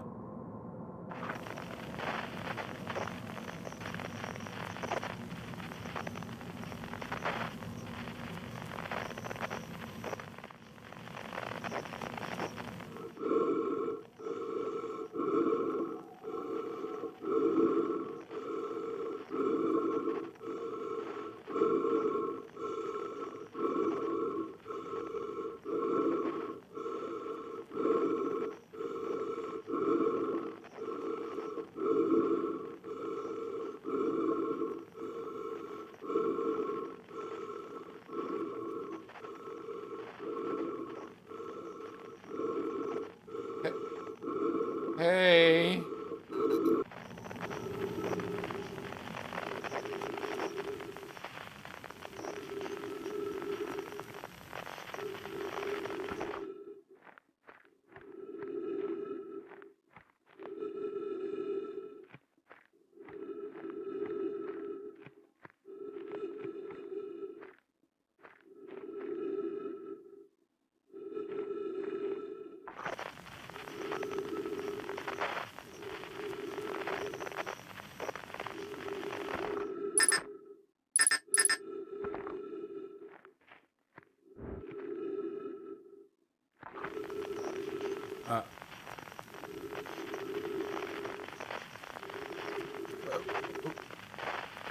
Stop!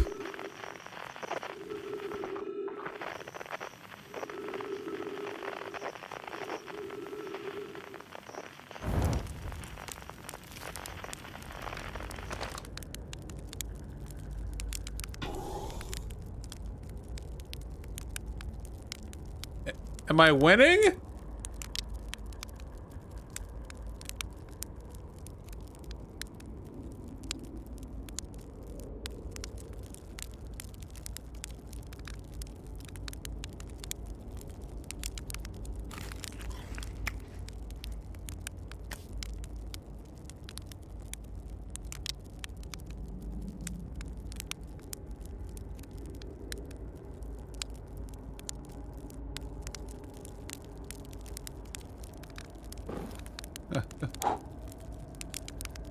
The burnt bits are tasty too.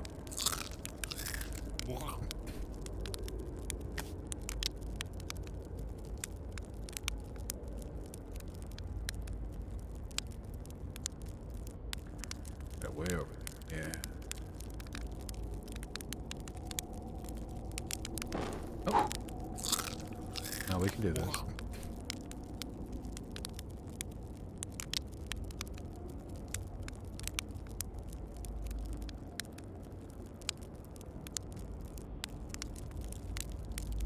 Come on.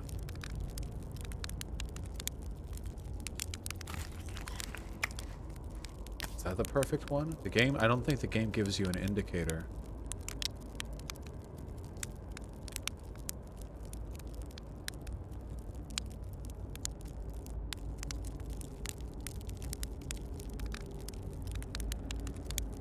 That feels really good.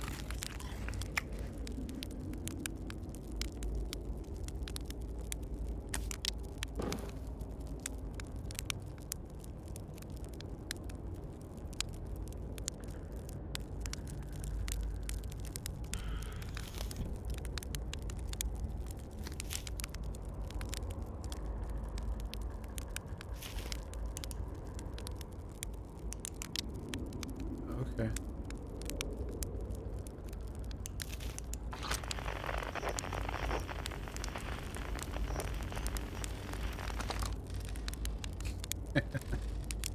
Yeah? Hey, man.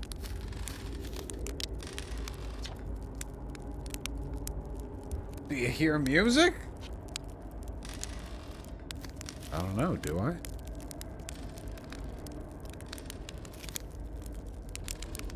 Guys, I have headphones in.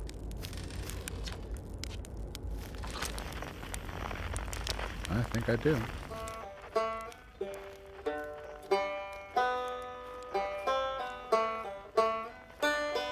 This is the first time we've been on a surface that wasn't spherical. This is actually like a planet, like...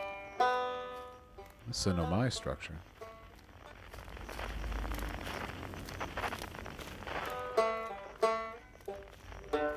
Is there a way into said structure?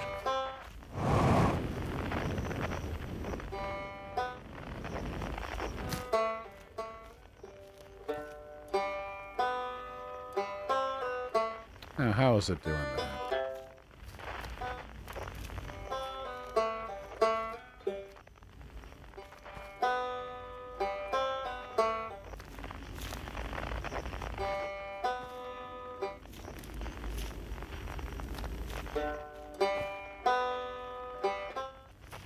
I don't suppose some entrance to this...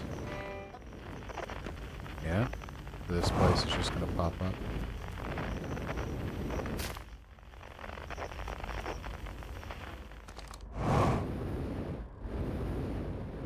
Did me turning around open up holes in this place? I think it did.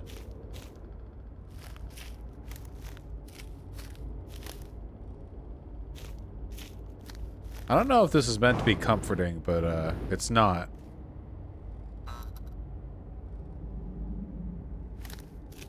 It's definitely not.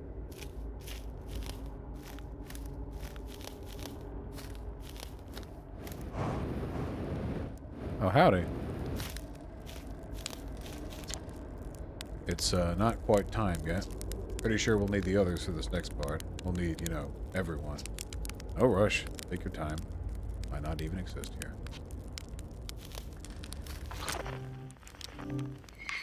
Oh, wow. Really is everyone, huh?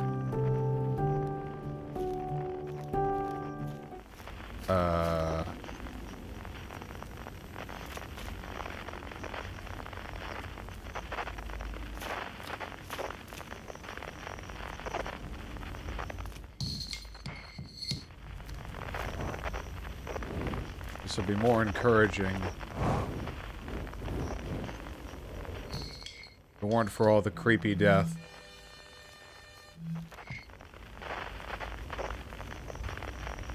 Oh. Well. I'm still creeped out. You didn't make me less creeped out.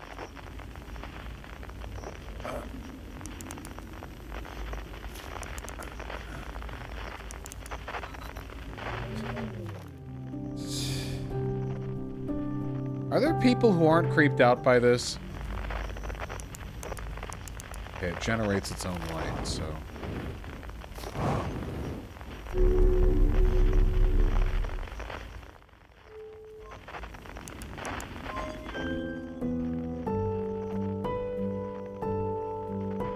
Well, we got... We got people here on the planet.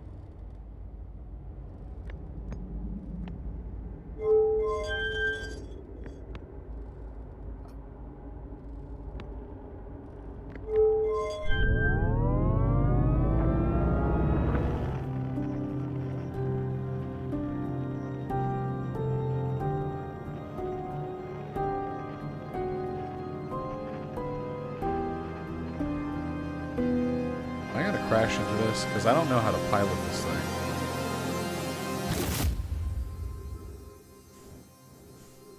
Hi. Okay. Whatever you say.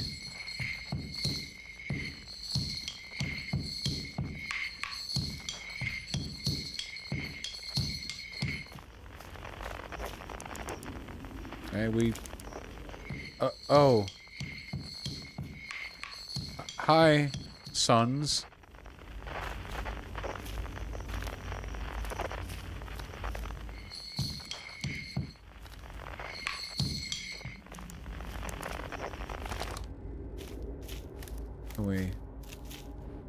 Can we look?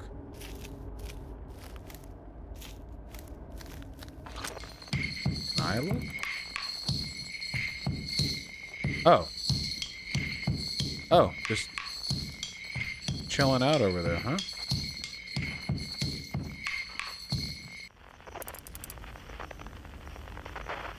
Okay.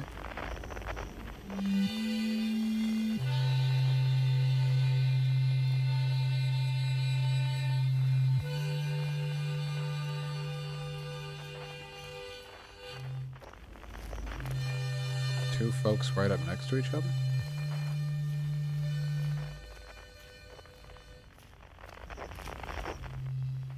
Okay, okay.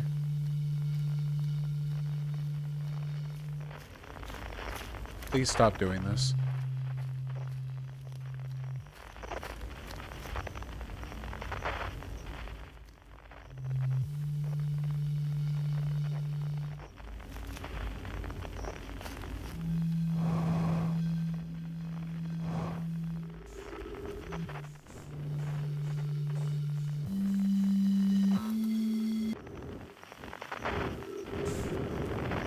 Okay.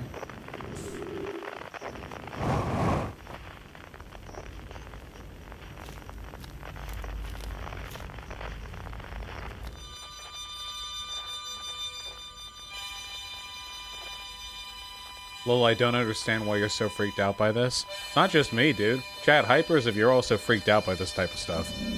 Ah! Speaking of.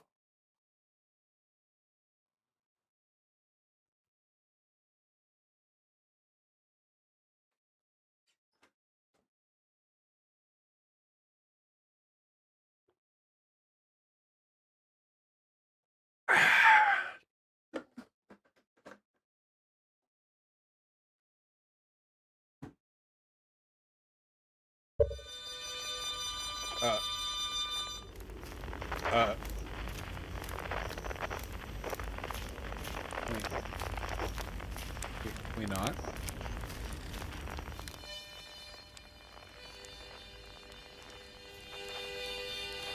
I have to face my fears here, don't I?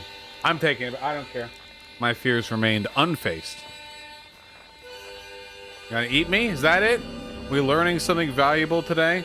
About the sheer cosmic terror of big fishies? Or no... Or... Wait, was that literally just a scare? Like, I don't have to be swallowed by it or anything? It was just a scare? No, man. What would have happened if I had walked forward and it had eaten me? Would it have disappeared? Would the lights have flickered?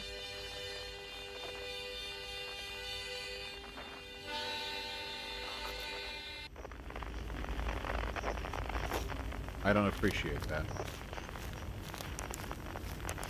Got the band together? Yeah, we do a little trolling.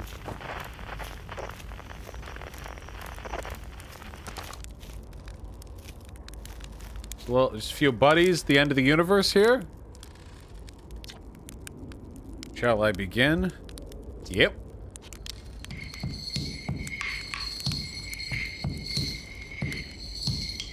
You making all those noises just with that?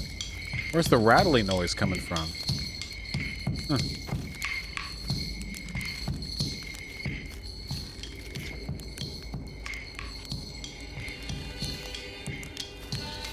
Hey, Gabbro.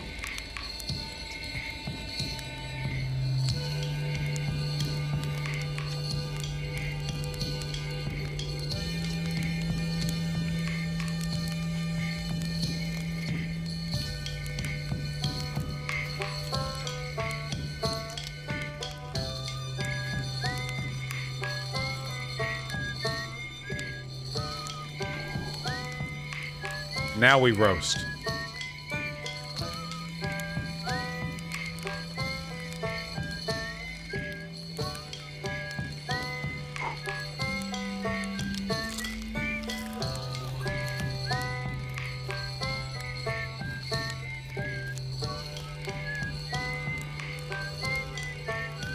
Are we gods now?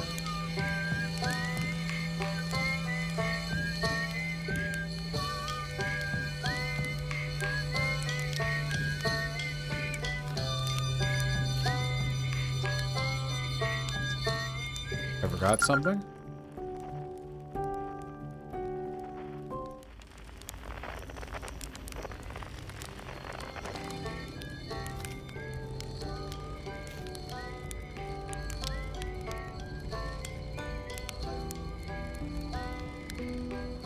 It's not letting me talk to her.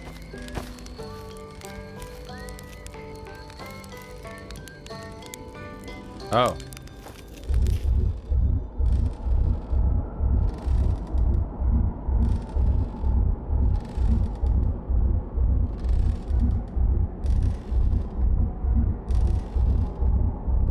No, turn the fire back on.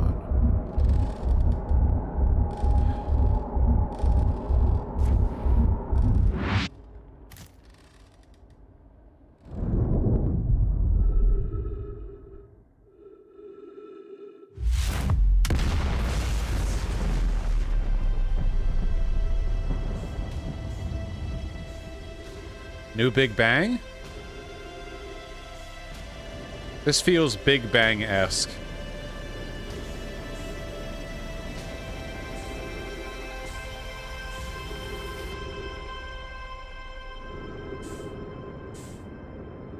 Yeah, bigger bang. New bang just bigged.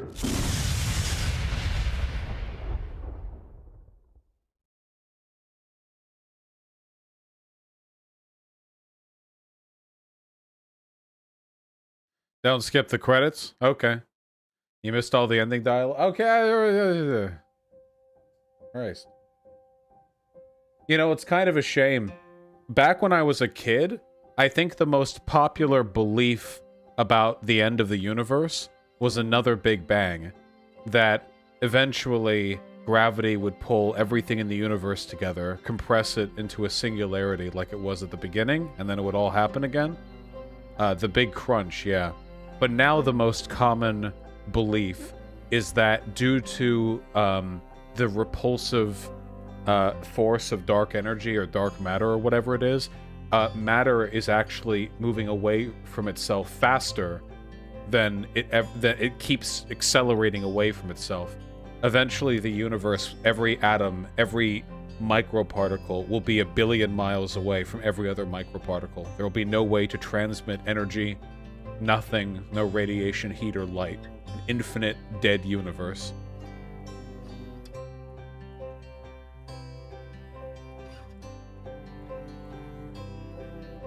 Of course, we have, what, quintillions of years before that?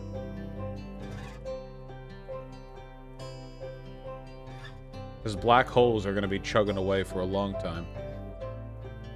Where they decay due to Hawking's radiation.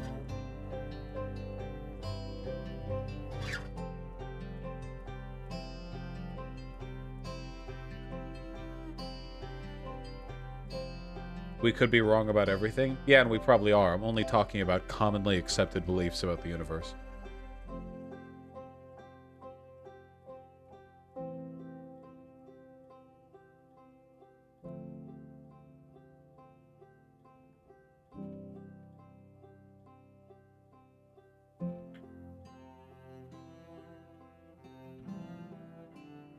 Well, this was a pretty spectacular game. No getting around it.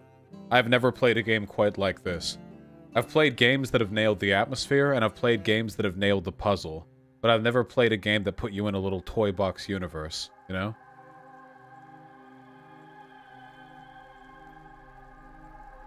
How long did that take? It probably took us about, I'd say, 5 to 6 gameplay sessions to finish this.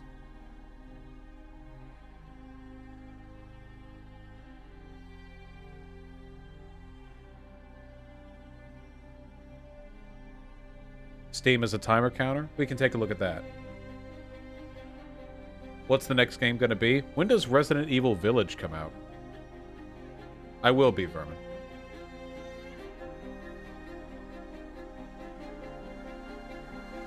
Tonight? Tomorrow? Then the next game is going to be Resident Evil Village. More horror games!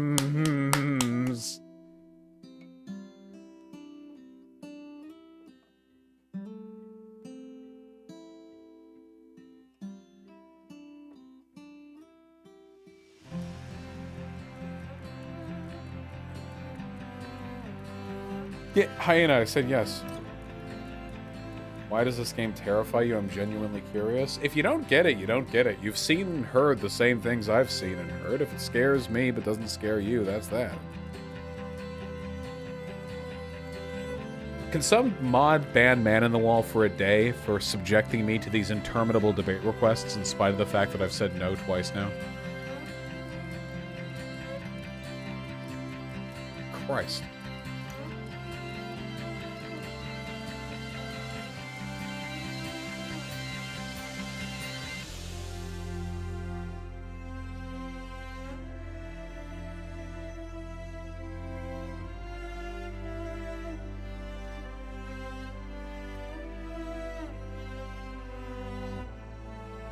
This was a cool game, thanks for playing it with us. I think this was a spectacular stream game. As infuriating as you people are, with spoilers, yeah, it's a really, really, really good game.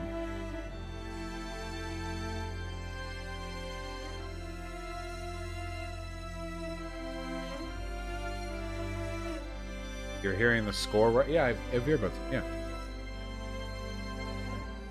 Joseph Anderson managed to land on the Sun Station, by the way. Yeah, and Joseph Anderson is a better game player. I would love to watch Joseph Anderson play it, though. Joseph Anderson is probably my favorite video game reviewer. Joseph Anderson and Errant Signal on YouTube.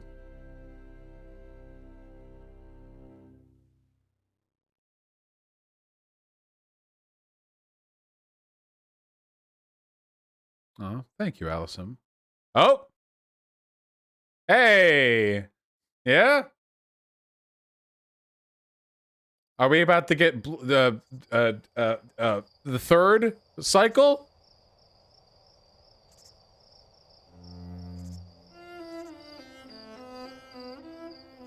Oh, hello. You know, planets don't typically get ripped apart at their core by a black hole. I don't know what you guys in the audience think, but in real life, that's not an... That's an infrequent occurrence. In fact, I'm not sure... Oh, they're praying mantises! I'm blocking them! I'm blocking them! No! They're like praying mantis dudes down there. I can't move without exiting out the screen.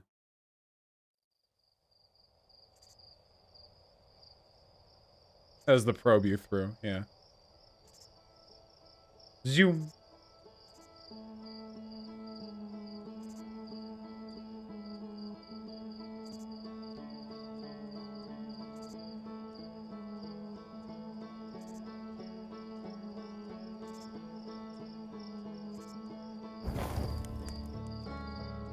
What a beautiful, terrifying game. That fills me with dread, but doesn't mean I don't like it. I have played it for 23 hours, and I think a good portion of that was probably me having it paused while reading donations. So we probably took about 12 to 14 hours to play, which I probably maybe a little bit longer than normal, but...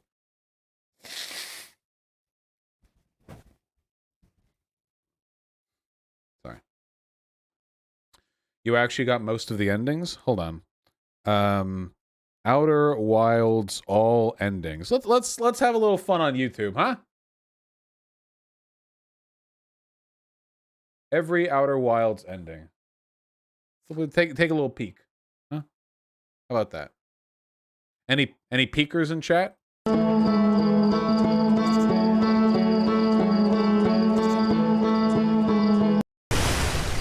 Do we have these timestamped at all? Here we go. Die without statue sink. Okay, if you haven't bonded with the statue, just fucking die. The Hell ending. High Energy Lab ending accessed with mods.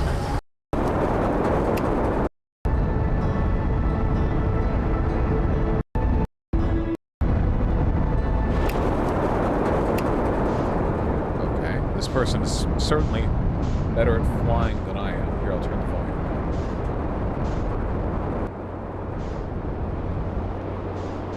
Oh god, this person's quite a bit better at flying than I am. Holy shit, look at this.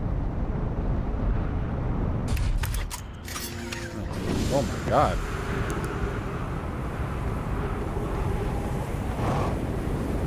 Wasted a bit of time with that turnaround.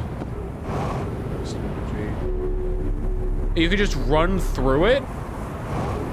You could just run through the ghost energy if you move fast enough? Oh wait, mods. Yeah, no death mod on.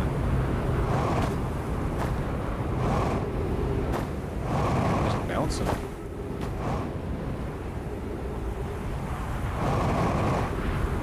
This game was so cool. Is so cool. It is. I feel almost a little bad that I robbed a few thousand people of being able to experience it for the first time themselves, should they have ever chosen to. Yeah, apparently DLC will be coming out soon. You got this ending? No, this has something to do with mods. Or no? Is this just the... This is a mod. Oh, they just got there quickly because of mods. Entering the ATP's core ending.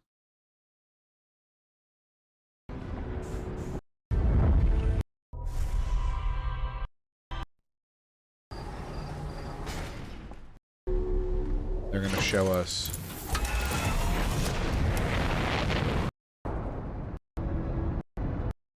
that they're there as well. Yep. Okay, we did that. Because we accidentally entered it. The drift ending.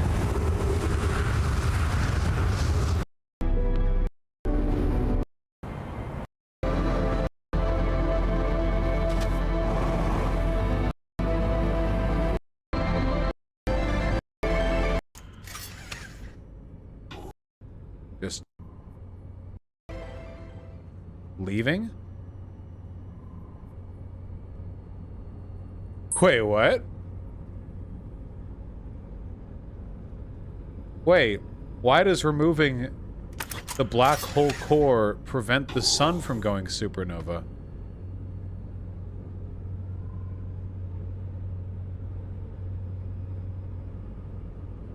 It goes supernova?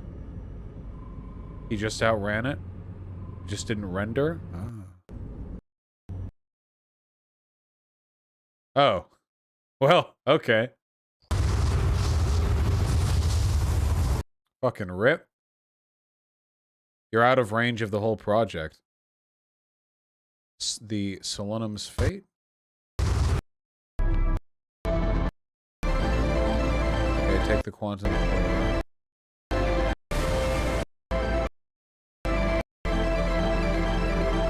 The Solanum, just hey, got your universe box right here.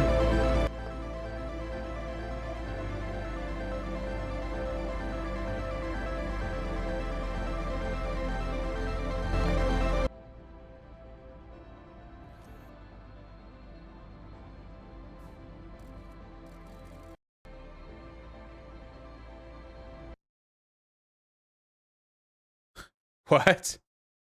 Oh, I see. The same thing happens to you as to Solanum, where you die on the quantum moon, but your death is quantum, so you just chill there, because your memories never get pulled back. Huh.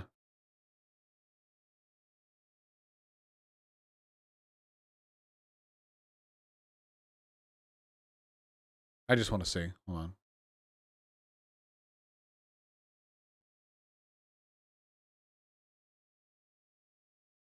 Ah, the campfire with the insectoid aliens at the post-credit sequence only appears if you found Solanum on the quantum moon.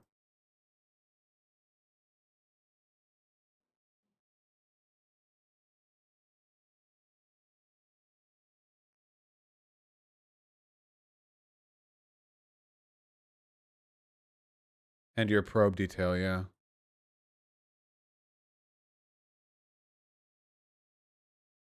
The self ending. The loop will end. The protagonist will wake up at their campfire as usual.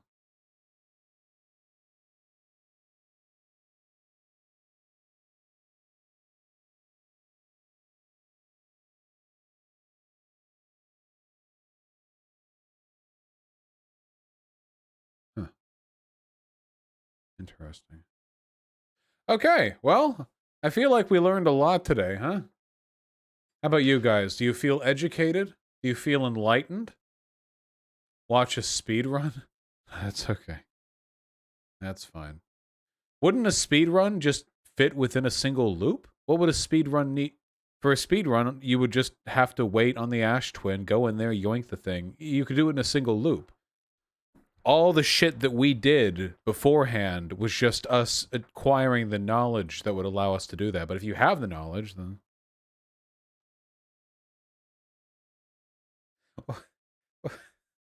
Why are you guys like this?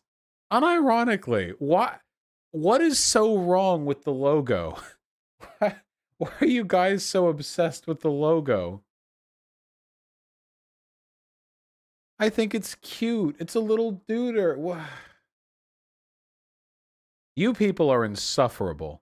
You really want Mount Voshmore back that much? I'd have to edit it and give it more contrast so it doesn't look as weird. You know, to people who aren't fans of mine, this just looks like a pink blob.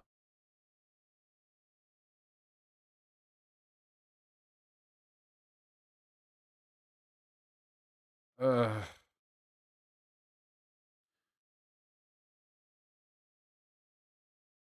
What if it was a Conti golem? We need to limit the extent to which we include Conti in our image, okay? We have a fucking character from a show.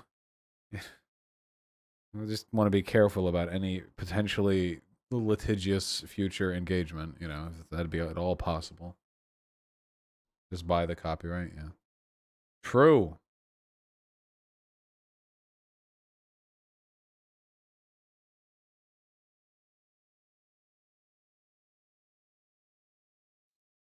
Anyway, let's read some donos, huh? Feel like we're a little bit overdue on that. Sake Tanuki with a very kind 10 bucks. This game was hot garbage. Should have been okay buddy time in Metroid Prime. The people love you for your okay buddy time takes, comrade. But if you turn against Outer Wilds, they'll turn against you. Be careful. You balance upon the precipice. Everhell, thank you for the very kind $10. I'm glad you enjoyed it. Yeah, it is terrifying.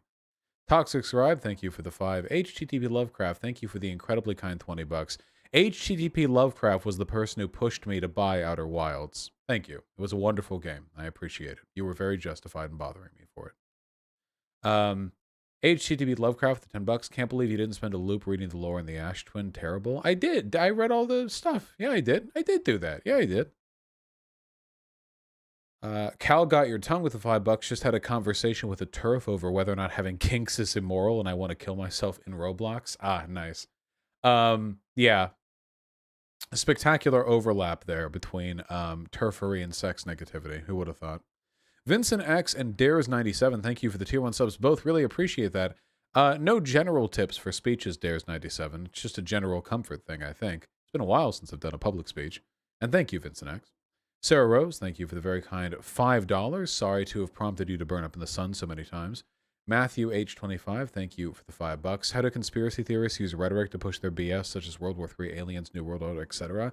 That is a really complicated question. Jesus. As a general rule, it's about making the people who subscribe to your ideas feel special. Like there's a big world out to get them, and by providing them knowledge, they're unique and part of some kind of war against forces that have been responsible for everything negative they felt up until that point. Illa Devine, thank you so much for the 15 gifted tier 1 subs. Jesus. It's Teacher Appreciation Week. I'm a teacher, and I'm sharing my appreciation with you all. We appreciate you even more, comrade. I'm sharing the extra appreciation with you all. I wanted to give 10 at once, so it won't let me type the number 10 on mobile, so here's the number 5, I guess. Well, thank you. Jesus. I'm glad the inarticulate nature of the website prompted you into tossing 5 more subs over. Thank you very much, comrade. I really appreciate that. And happy Teacher Appreciation Week. 85D 2D Derek, thank you for the $10. He would. Illa Devine, thank you for the $5. Thank you. The Facebook fan page is also called Coconut Island. Join the group, guys. Yeah, join the Coconut Island Facebook fan page. There are some good memes that come from there. They have a Twitter, too. Sake Tanuki with the very kind $10. I thought the commonly accepted hypothesis was that Nico House would tweet something so stupid that it would cause this universe to collapse in on itself. Nico House's rhetoric makes a lot more sense once you realize that he's just another like right-wing fascist, but he grifts by telling people he's not, and that's it, you know. Once you stop trying to fit what he says into a leftist framework, it's really, really easy to make sense out of. Title Punk Roller Girl and Matthew H25, thank you for the $5 both. I really appreciate that. I love everyone I can talk to, Matthew H. And thank you. I'm happy you subscribed. Sorry, Title Punk. Joysons, thank you for the very kind tier 2 sub. I'm back, just going to say fuck tankies. Keep bringing attention to the Uyghurs and their plight. Love your content. And I love yours, comrade. In addition to your tier 2 sub. Really appreciate that. Sake Tanuki with the $10. RIP API. Streamlabs seems to be deleting donations, especially with links. I don't want to email White Nervosa about this, and I don't want refunds. Only okay buddy. No, email White Nervosa. What the fuck? Recently, Streamlabs rolled out an update that made it way less stable, way more glitchy, has led to frames dropping frequently, and it's apparently also leading to donations being lost in the ether. If Streamlabs isn't picking up the donation, that's the reason why it's not being picked up properly by the website either. It's not acceptable. I might have to switch to a different streaming service, which would change a lot of stuff. It would take a lot of back-end work, but not a different streaming service, a different API encoder, or a stream encoder, a different thing. Stream Elements, OBS, something. Zigabiz, thank you for the tier 3 sub. Really appreciate that. And Saint Chasky, thank you for the tier 3 sub yourself.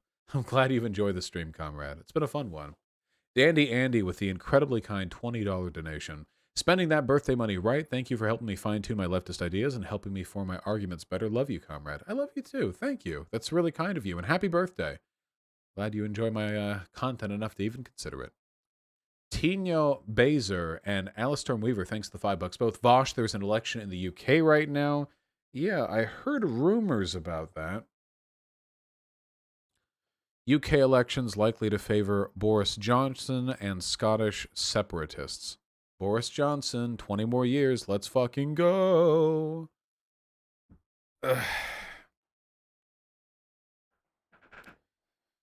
Glow170, thank you for the tier 1 sub. Hey Vosh, you extracting surplus labor value from Tempest and White Nervosa? Or is there a difference between them and myself who does similar things to a big corporation? No, I definitely am. Well, that's arguable with Tempest. I actually made more money before I hired Tempest, because Tempest gets a pretty fat cut. And I could technically do the editing stuff myself, but I wanted somebody else to do it and do it better. And also I wanted somebody to be a more holistic force over the community. So maybe? I don't know. I haven't actually worked out the relative portion.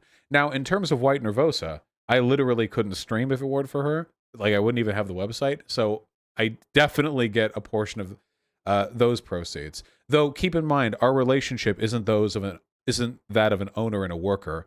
Of the three of us, I work the most. I mean, I don't just like own the labor extraction argument would be if White Nervosa independently generated a bunch of wealth and then just because I own everything, I take a portion of that. Whereas in reality, what happens is White Nervosa creates stuff that allows me to work to generate wealth, and then White Nervosa gets a portion of that wealth. So technically, that is a form of labor exploitation. I would say it's a preferable one, but yeah. We work with a cooperative model to the extent that we can.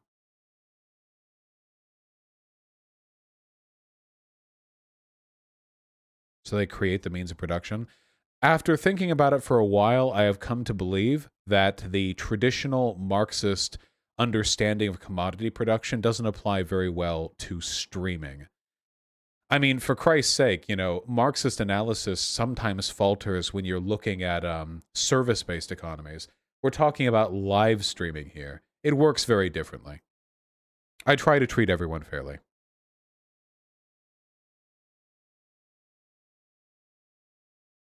Marx failed to account for Twitch gamers. That is true.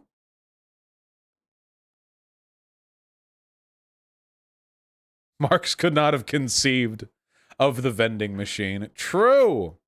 Sake with a very kind $10. That feel when the 100% speedrun for this game is 47 minutes and 20 seconds. I believe it, but I'm happy I got the full experience.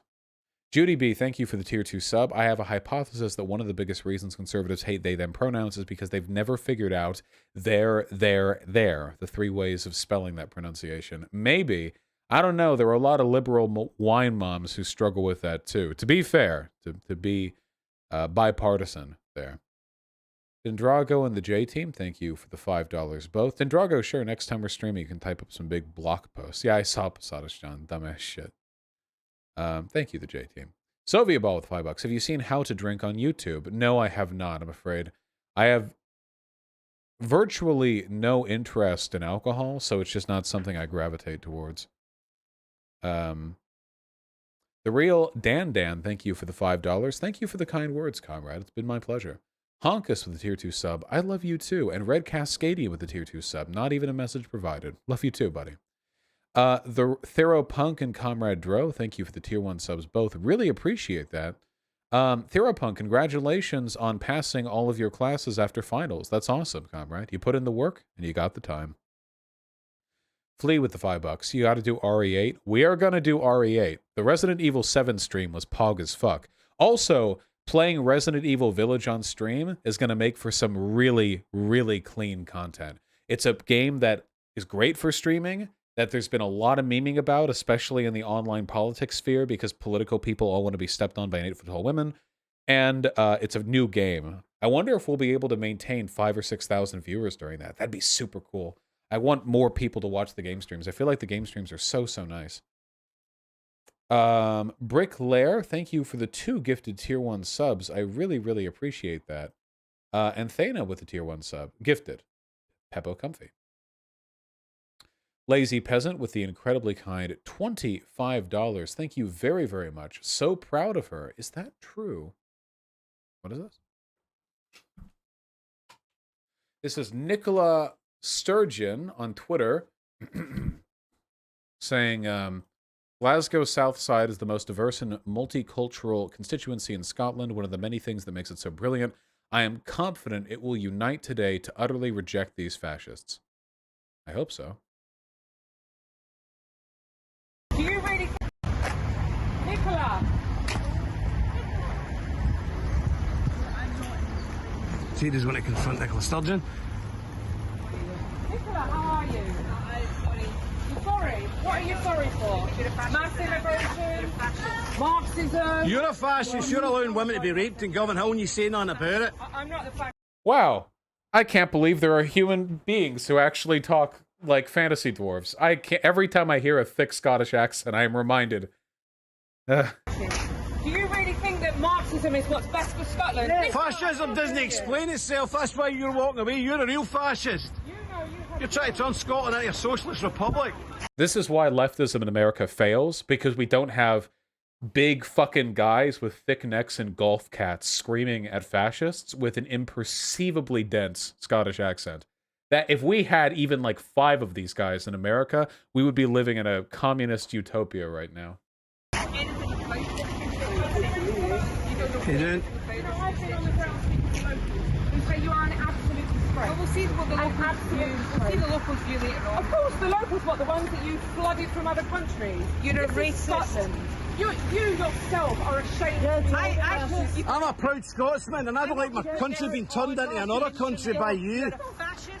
Oh wait, is he the bad guy? Oh, I didn't even know what he was saying. Okay, the guy who's talking is actually a fash. Okay, I didn't even know. I couldn't figure out what he was. He sounded angry. I thought he was yelling at the woman. Ah, well, whatever. We need more of that, okay? But like non-fash. You are a racist, and the south side of Glasgow will reject Of you. course they will, because we're a new party. The decent people of Scotland, the decent people of Scotland don't want it flooded with immigrants. Nicholas, They no want laughing. their That's people. not true. I live here and I'm You happy want to have immigrants immigrants. to Yes, live here, absolutely though, happy to have immigrants They here. don't want mass immigration. They don't want Marxism. Communism doesn't work. You said you're embarrassed to even say you're a nationalist. Over 100 million people. And you want Jada. to Scotland and the south side of Glasgow. Jada, don't go too far up there. Sounds better. Watch that car. And then she said, yeah, she said that she rejects the fascism. Well, that's good. I like it when people are anti-fascists. It's always preferable. You know, it's a step up, generally speaking. Lalo-san with the tier 1 sub was on the cusp of falling into the Ben Shapiro, Steven Crowder BS train, and you saved me. Thank you, comrade. Jesus, that's really kind of you. I'm happy to have had the opportunity to be that person. DRTK60 with the $10. Hi Vosh, been loving your content so far. It helped me through finals week. Here's some photos of the moon I took last week. I think I've had quite enough of celestial bodies. Thank you. That said, these are nice. Look at that. Crazy we've been here, huh? You know, they say that the American flag that's been planted on the moon has been bleached white by solar radiation by now. That's one of the difficult things about establishing colonies on other worlds. They don't have the atmospheric and electromagnetic protection necessary to shield humans from solar radiation. Isn't that crazy? We have our planet just has a natural blanket around it, you know, that allows life to exist. But just a couple months out in space, unshielded, and our whole body, we would just turn right into a lobster. Can we make an artificial one, like geoengineering? That would be an unfathomably large project. Of course, we can build habitats that'll shield us from solar radiation, but it means we wouldn't be able to go outside. At least not for very long. Viathan with a very kind 750. Thank you. Reminding people once again that if Marx was still around, he would have been Fox's #1 fan. True! Get it around, people. Happy birthday, Marx. You would have loved these modern-day socialist crusaders. Goddamn right. I look so cute here. Why do people never use cute photos of me? Look at me here. Look like a cute little lad, you know? He looks fine. He's looking good.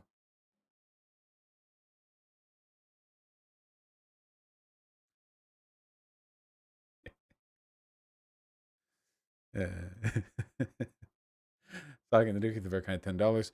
If Hassan's income is as you described last stream, I'm pretty disappointed in his efforts and want you to eclipse him faster. Yeah, I think that what Hassan's doing is he's saving up enough money to just buy the United States of America, and then he'll establish the communist utopia. You know, that's the current plan. He's on course. Give it a few more years, and he'll be right there. We're talking about the Colombian protests tomorrow. Yeah. Fucking true, Sake Tanuki. Okay, you know what? You know what? Okay. All right, okay. Okay, buddy, time tomorrow. Putting off for long enough. Okay, buddy, time tomorrow. Okay, all right, okay. For real. There are 2 segments that are planned tomorrow. We're talking about Colombia, and we're going to be talking with Dylan Volk, I think, the guy who works with Jesse Lee Peterson. And after we've finished that, we might do a section on intersectionality, but we're going to carve out at least an hour for Okay Buddy time, okay? That's true. Do you believe in the labor theory of value? Can I be real with you? I have no fucking idea what people mean when they say the labor theory of value. when I was learning about it, at first, from my professors, admittedly my sociology professors, I was told that the labor theory of value was an economic and philosophical perspective on the nature of worth, where you emphasize the human labor that has been put into the creation of an item. But in a strictly Marxian sense, it's actually a mathematical calculation to arrive at a Marxian definition of value. But value doesn't mean price. So what does it mean when we say value? It seems like value is a pretty subjective thing. If it doesn't map perfectly onto price, then I don't know how you could use empirics to arrive at that. Obviously, there would be a relationship, maybe correlative, between value and price, but maybe even not always. The thing is, I think that for the most part, the marginal theory of value does a really good job of explaining why people want things and what people are willing to pay for things. And I feel like you can arrive at most socialist conclusions without abandoning that premise, you know? Yeah, I'm going to be talking to Pagan soon, the person who talked about the labor theory of value with Destiny. I'll admit I'm not entirely sure. Even in that conversation with Pagan, he admitted that the labor theory of value doesn't do a good job explaining services. But the United States of America is majority service economy, so that seems like it's really important, you know? Value is supposed to be the objective around which the subjective price orbits, Vosh. Sure, I guess. I could always learn more about it. I just think that... Haven't you read all theory, though? It doesn't mean I understand all theory. I don't know. I feel like you can arrive at most socialist conclusions without moving out of a marginal understanding of pricing, you know? Because you can make really simple explanations for that. How much does the thing cost? Well, as much as somebody's willing to pay for it. How much should a thing cost? That's a different question, but how much a thing costs, I think you can... Well, it's how much somebody's willing to pay for it. You take a look at the supply curve and the demand curve, and you take a look at relevant market forces, and you can usually arrive at a pretty decent understanding of why something costs what it does. Now, you can say, of course, that doesn't determine its value, but I don't think a theory which determines value and a theory which determines price necessarily have anything to do with each other. What is value? What's the value of a worn Polaroid photograph that's the last memory you have of a dead child, you know? What's the value in that? How do you even quantify something like that? It's really, really difficult to say. $2. Kitty Ichigo 1. I don't really like commissioning people. Yeah, this is just the feeling I get sometimes. You know what I mean? It's again, without knowing more about the labor theory of value, I can't come down on it super hard. This is just my impression. Like, I feel like when people ask questions about like, how do you decide what things are worth under communism, and you bust out arguments like this, I feel like it's very repellent to people who might otherwise be convinced of our positions. You know what I mean?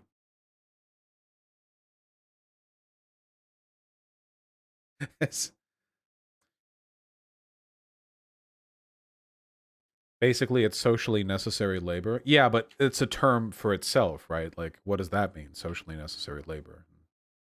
Even then, like, we have to acknowledge that people, like, never mind, it's okay, never mind. Don't worry about it. By the way, the image I just showed you came from OK Buddy Vouch, from more good OK Buddy Vouch content. Make sure to go check the subreddit. Why is Karl Marx treated like God from Tankies? Well, authoritarians worship people because they are, well, for a lot of reasons. In reality, of course, Karl Marx would despise Tankies. You know what Karl Marx valued more than anything else? Freedom. If you actually read the shit he wrote, that's what he cared about more than anything else. Freedom. That's why he supported communism, because he thought that freeing the proletariat from their economic chains would enhance their ability to live meaningful lives where they could pursue things of their own interest. Think of species being, for example. Think of the concept of economic alienation and Marx's arguments against the what is it called? The distribution of labor, the stratification of labor, what's it called when you specialize? The specification, the labor, the division of labor. Thank you. Yeah. Marx had arguments against the division of labor because he thought it alienated people from the fruits of their, well, labor. He wanted people to be free. You know? What does a tanky do for freedom? What does China do for freedom? Did he ever write on democracy directly? I believe he did. Yeah, didn't Marx wrote on democracy, didn't he? If he didn't write specifically on electoral democracy, probably not, but he definitely wrote on the concept of people having a say in the societies they live on quite a bit.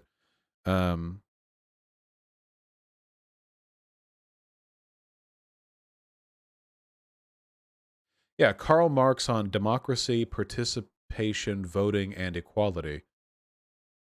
Oh no, this is a secondhand source analyzing. He wrote about it. Marx always believed that representative government was an enormous advantage over the absolutist regimes it replaced.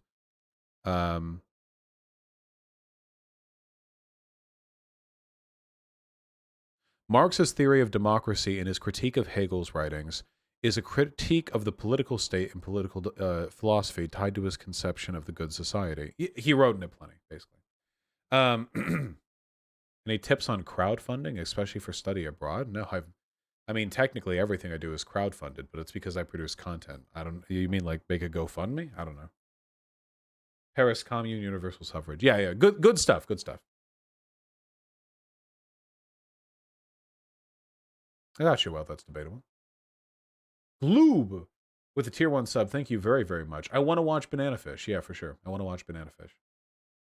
Thanks, Big Daddy Kelly. God, Resident Evil 8's going to be next. Whew, baby. It's going to be on Steam, right? It doesn't have to be played in a console. Please, God. I can't do this. Not again. Okay, there it is. Resident Evil. Wait. $80? Why is it 80? Is that because it's the pre-order has a bundle? Oh, yeah, okay. $80 for the complete bundle. Oh. This is cheap. Look at this. Look at this.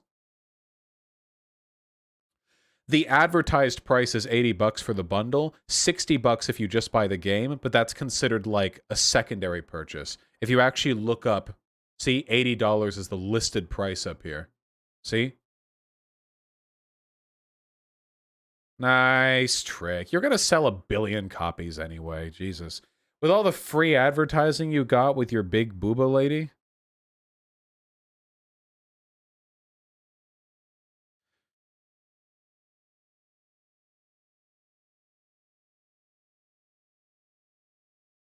Oh, I don't know Allison M56. I've never done that. Weren't you the one who said games should cost like $120? Sure, but not out of deception. Not because you're advertising the bundle price instead of the solo price. Of course, Danny. Well, anyway, we'll have fun with it. You know what territory Resident Evil hasn't tracked into yet? Where are the vampires at? We're kind of trending in vampire-like territory with the aristocratic, like, Southern Belle lady with the giant hat, you know, but... Oh, wait, she is a vampire. Is that true? Oh, I didn't know that. I actually haven't spoiled myself. I just assumed she was another, like, zombie mutagen leader, whatever, you know? Like in Resident Evil 7. Romanian, not Southern.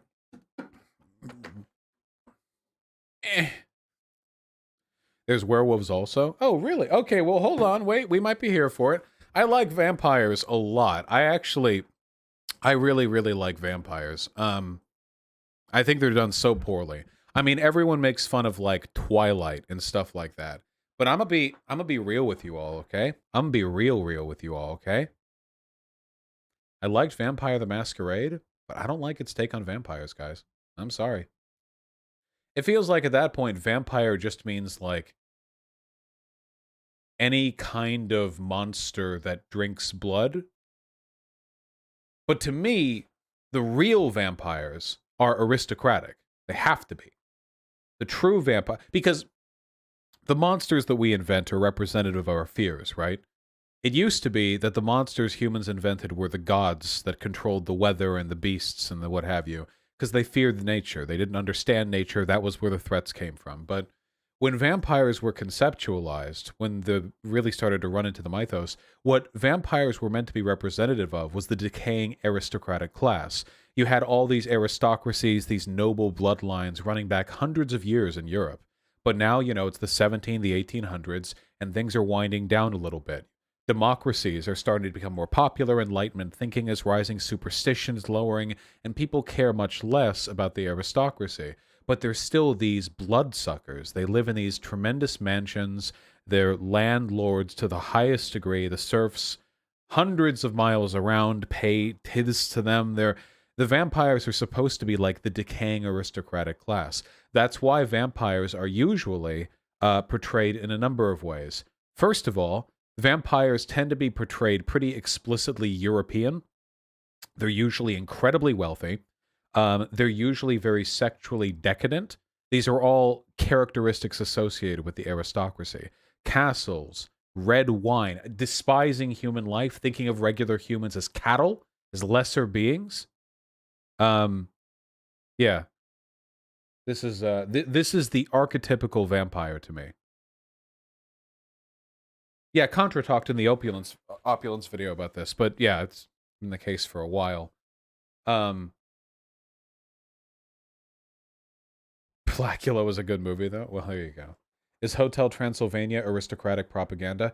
One thing that I don't like is the decontextualization of vampires. Some people just treat vampires like yet another villain. You know what I mean? I always thought it was really fitting that in the Castlevania stories, that a vampire would be in charge of all the legions of hell. I actually rather liked that because it's very thematically fitting for a vampire. Because can you imagine if it was another way around? It's like Castlevania, and the main bad guy is like a mummy, and their castle is filled with all the legions of hell. That'd be kind of weird, right? I like vampires being in that position because they're meant to be, leaders in their own right. That's why, by the way, the vampires portrayed in the Castlevania series, fantastic.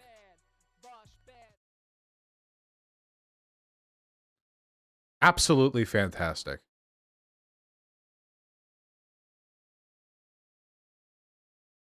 The way they portrayed Dracula. Can we get him brooding on a throne? Look at this. This is a vampire, okay? This is what a vampire should be.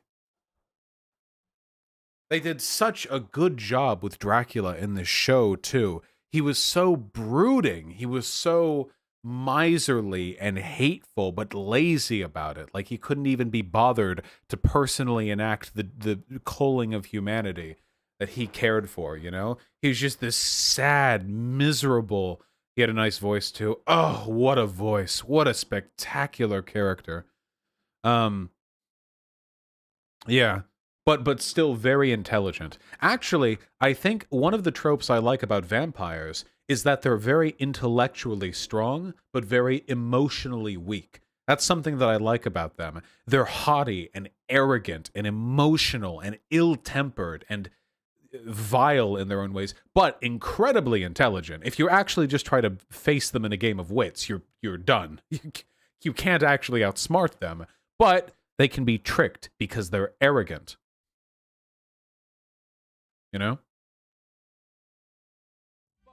What about Elder Scrolls vampires? The other way vampires tend to be portrayed is like this. Hold on. There was a good example of it in The Witcher 3's expansion. Blood and Wine, I think.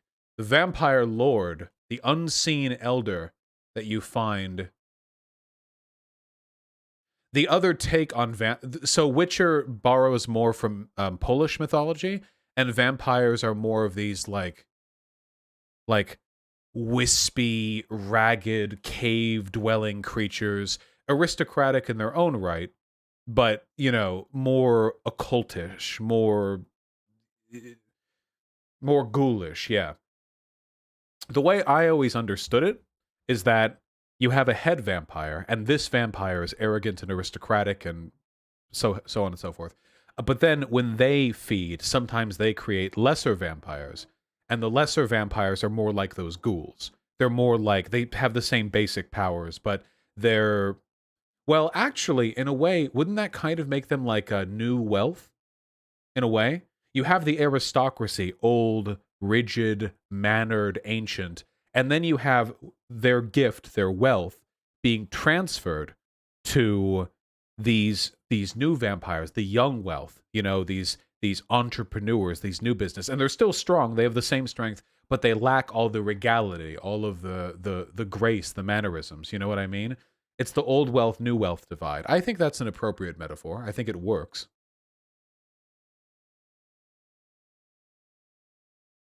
When did vampires start becoming a thing?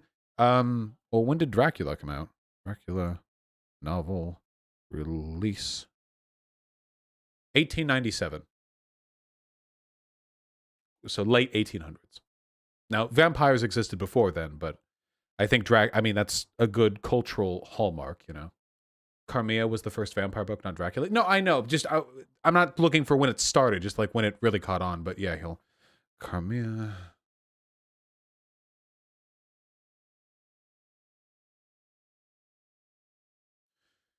Publication date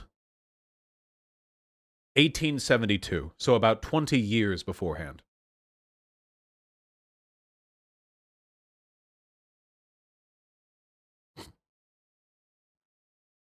Vampires have existed before even a tribal folklore. Do you remember when we were playing Amnesia Repentance, or whatever the fuck it was called? Amnesia Pregnancy?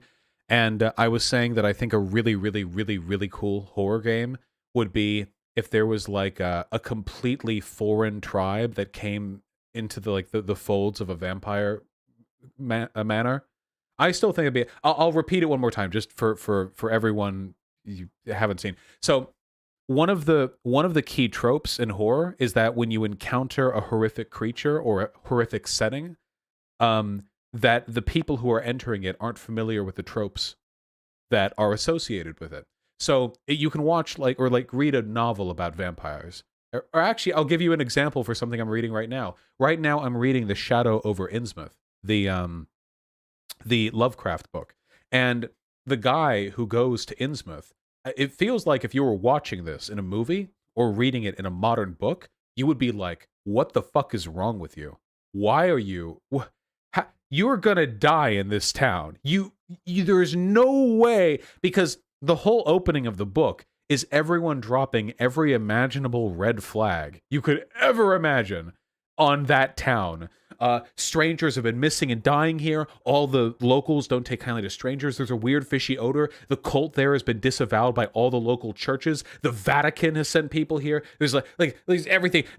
He sees the first person from Innsmouth and it looks like this bulging monstrous creature, and then he just gets in the bus, like, you know? Yeah. How long is this book? Like 80 pages.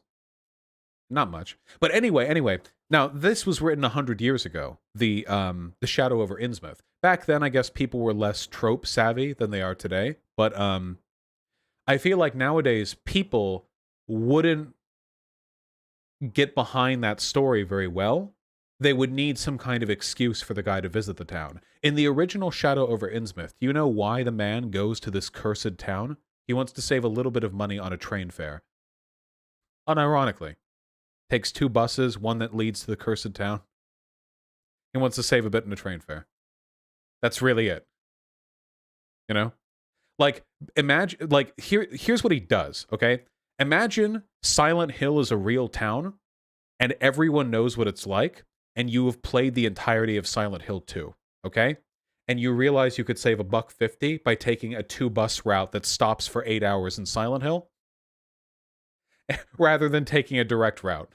It's like, okay, all right, just have fun. Anyway, that's what it's like. So I'm saying all of this because we're all very trope savvy. But how cool would it be if you played a horror game with an obvious set of tropes? The vampire.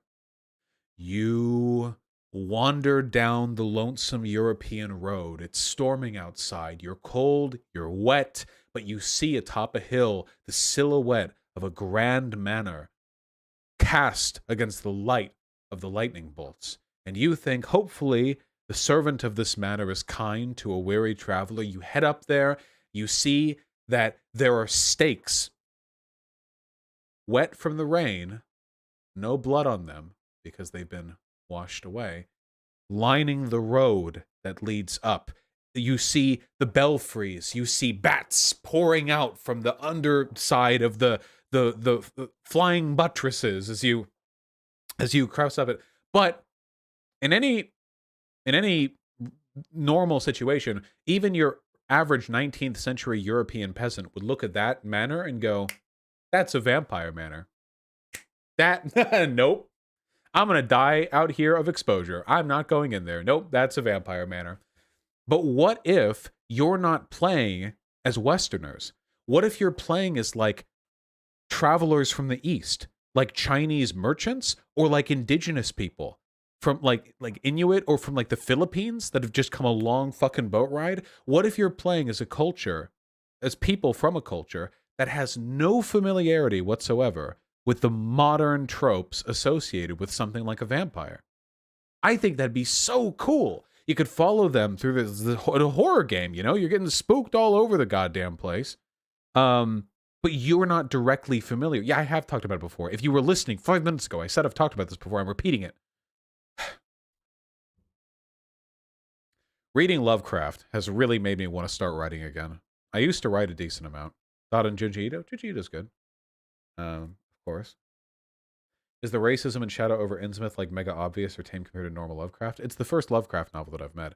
It seems about like normal level of racist for something written in 1920, so we haven't seen any like superfluously, exceptionally racist shit yet.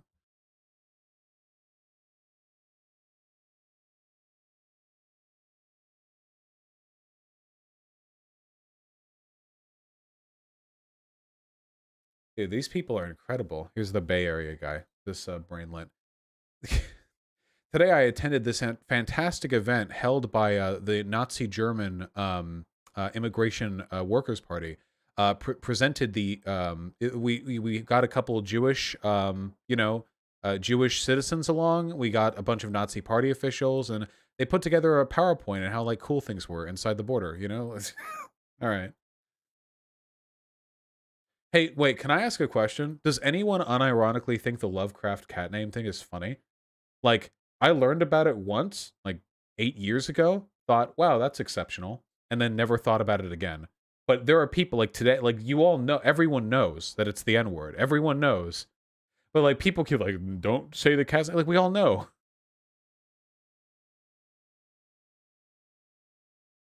Do you play the remastered version of Mass Effect after RE8? No, after RE8 will have to be Subnautica Below Zero. Yeah, I feel like I'm in 8th grade again. Isn't that like every horror game with a trope monster? We, the player, expect all the tropes, but the dumbass character has no idea what's going on. I think it would be much more interesting if the dumbass character who doesn't know what's going on is intelligent and introspective. And the reason they don't know what's going on is because they are completely unfamiliar. And they have an excuse to be unfamiliar, you know? I think it'd be cool.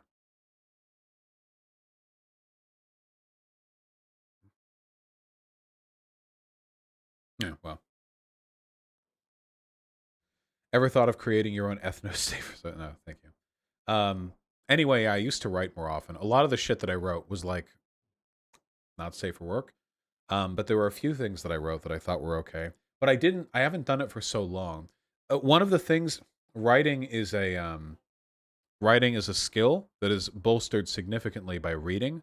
And it's been a while since I've read recreationally. So I think that if I read a little bit more, I feel like I could bring my chops up, you know? About bringing that style together, really making it. Gina138, it'll be a while. Hakeem's a busy guy. Please elaborate. Did you write fanfic, please? Yeah, a few times, but the fanfic that I wrote was never not safe for work. Also, if I wrote a book, it would be like fiction, you know? It wouldn't be. Which fandom? I wrote fanfic. I must have been 16 at the time. I wrote fanfic of Avatar: The Last Airbender. What's the not safe for work stuff then? Just no fandoms, just stories.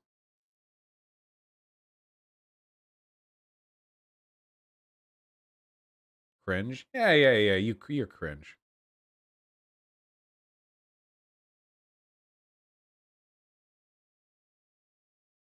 Look up Monstrum. Yeah, maybe. Yeah, it's Pog, not cringe. Thank you. What's the time where you're at? It's about 10. A little bit before 10. Honestly, I think you'd write better books than Shapiro. Is that supposed to be some kind of compliment? Obviously. I think that you probably smell better than dog shit in person, Stir Silver. You know? One compliment to another.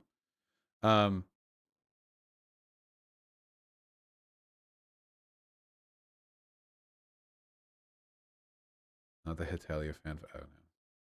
No, I think the fanfic that I wrote, it's been like a billion years. There was a thought that I had when I first watched Avatar: The Last Airbender, and it was like, all these benders are so powerful. I mean, they're like demigods if they're strong enough, but their bodies are human, right? I mean, you could like drop a penny from the top of a building and hit like Toph on the head, and that'd be that, right? I mean, at the end, we're still confined to the limitations of human bodies. Of course, it's an animation. I mean, if you actually take a look at the combat choreography in Avatar: The Last Airbender, the G-forces, whiplash, and bludgeon forces they face would be enough to kill a human easily. So they're obvious. I mean, licenses are taken because of the, you know, it's a cartoon show and so on and so forth. Would you actually die from a... But yeah, if you drop a penny and it's at terminal velocity, then you could, yeah. Yeah, I'm pretty sure, yeah. Kill a person. I feel like. No? Really?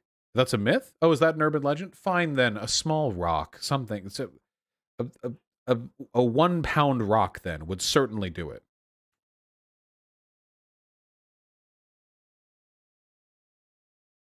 Yeah, there, a 1 pound rock. Nope. Yes, a 1 pound rock falling at... What's terminal velocity again?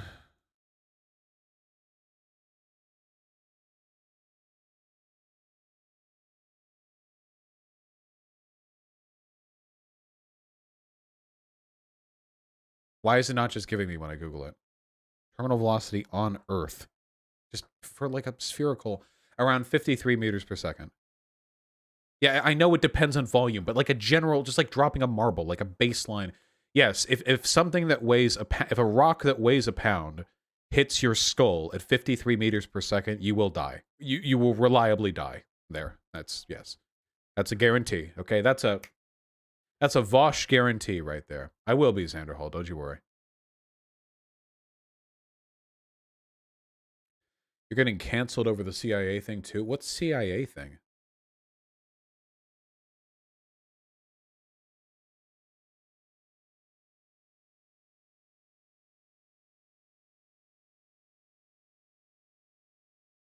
Is this cancelable?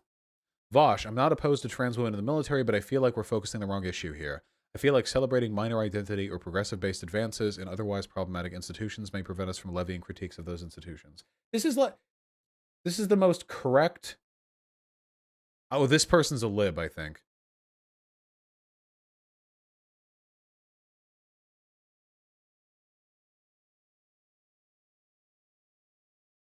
Yeah, okay. It's not getting canceled. It has like 20 likes. Fine. What was I saying?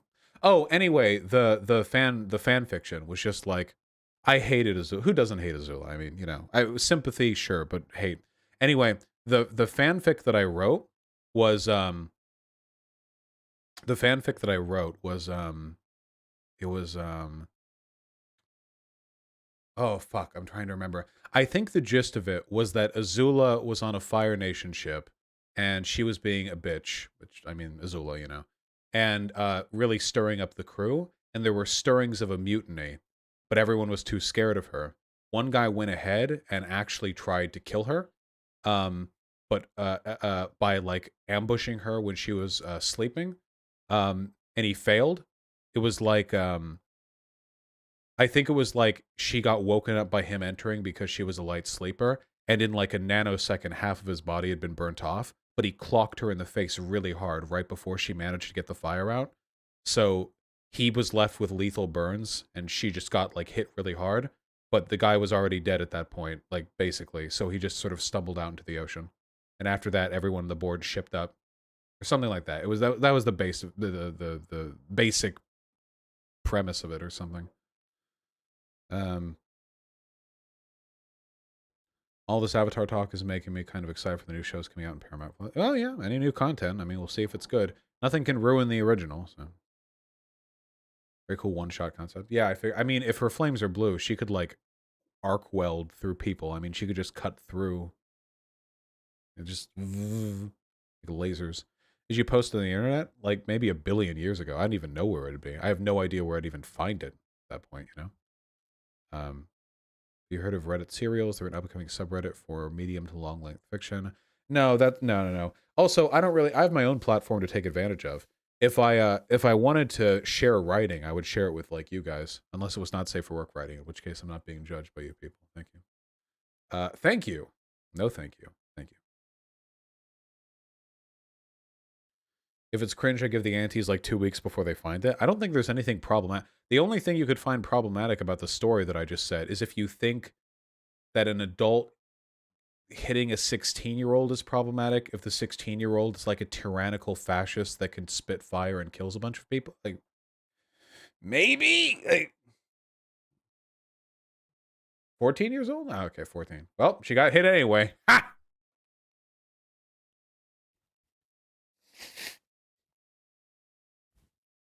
They're aunties, they'll find a reason. Oh, yeah, sure.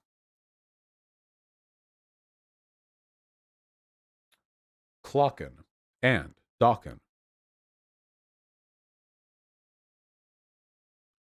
Posada-shan will be talking about that tomorrow.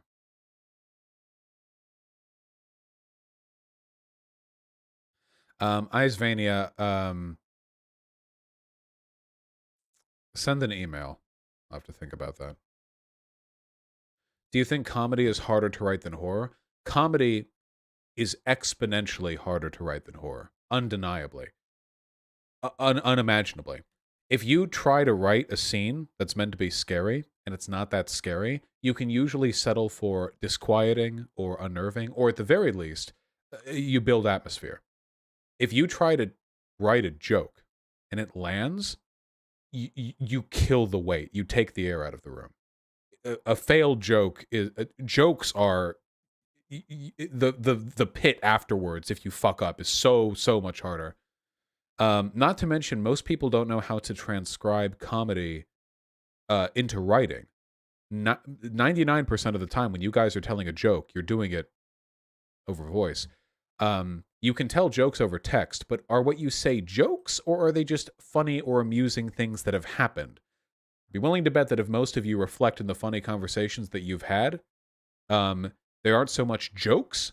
They're more a funny thing took place, and you're presenting that funny information with someone else who's familiar with enough context to make that situation funny. But a joke, a setup and a punchline, all in writing, to an audience you're not familiar with, that's really hard.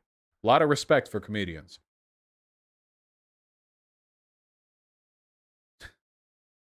A lot of respect.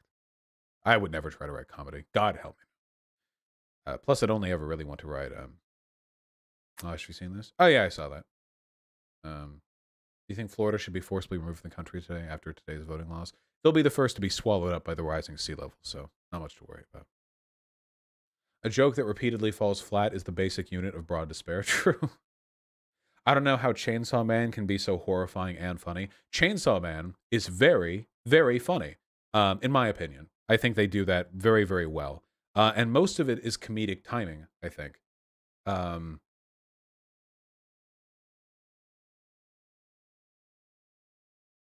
to think of a really excellent example of that.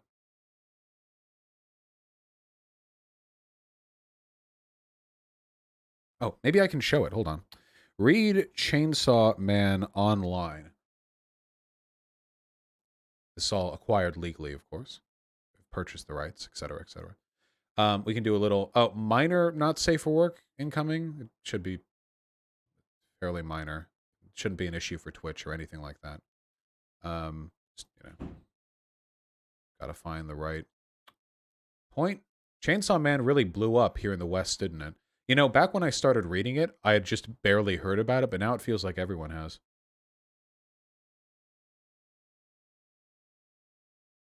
Which one? Which one? Which one?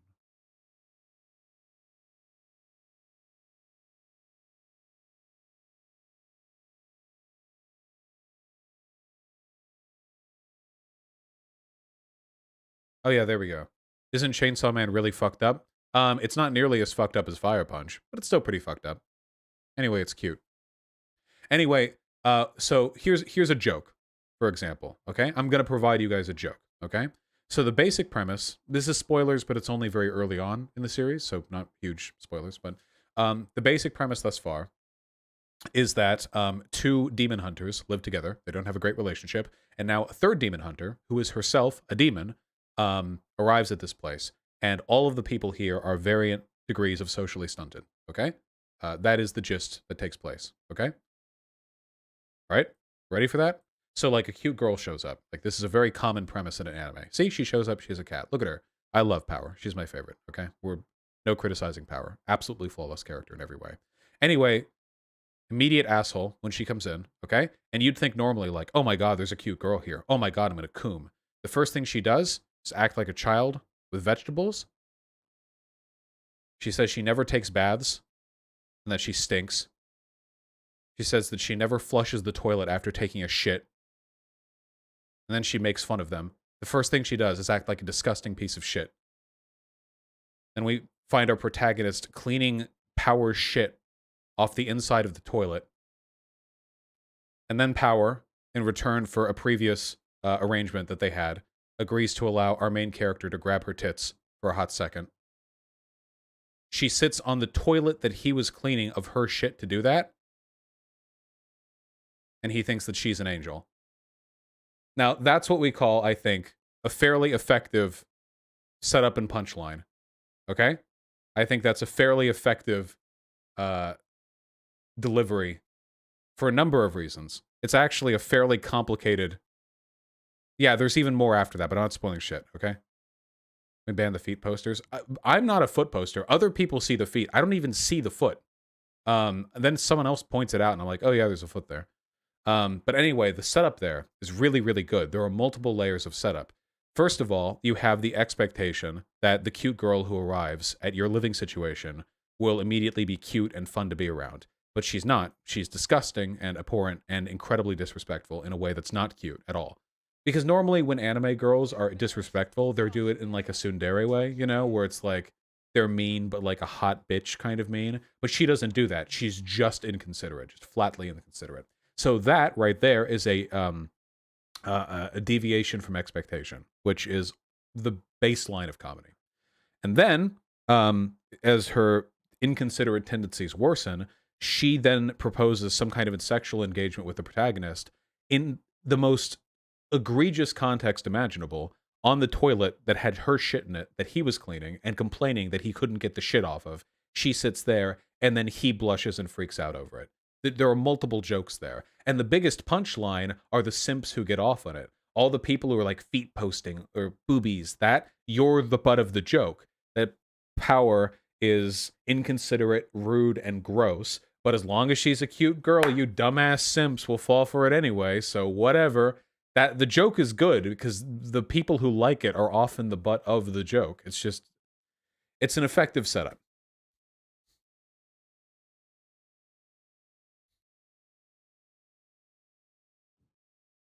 What?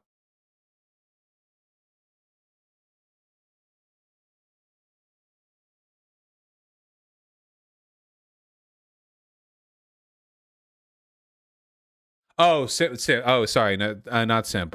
Simple. Symposium. Symposium. I've played Anti-Chamber. It's great. I can't believe Twitch has that. Just so you guys actually know, the Twitch TOS doesn't ban you from saying the word. The Twitch TOS bans you from using it in like an aggressively insulting manner towards a person. Same with virgin. You can say the word, it's just not whatever. Anyway, hold on. We're past stream time here. Sake with a very kind $10. Would you be okay with WoW guilds, league teams, etc., spreading the VDS vaccine through proper leftist discourse and OK Buddy Time memes? Absolutely. WoW guilds are actually, Marx wrote on this, the most effective way to develop leftist synthesis. And then with the additional $10, I was a bit surprised and disappointed they didn't combine bending elements like air plus fire equals combustion, earth plus fire equals lava, earth plus air equals sand, etc. I mean, they kind of did, didn't they? They had sandbenders in the desert of the Earth Kingdom. There was lava bending done in Legend of Korra, and I thought the combustion bender was like Combustion Man, right? The head explode guy? Sake, shut the fuck up. Thank you for the $10. And yes, probably, in every imaginable way.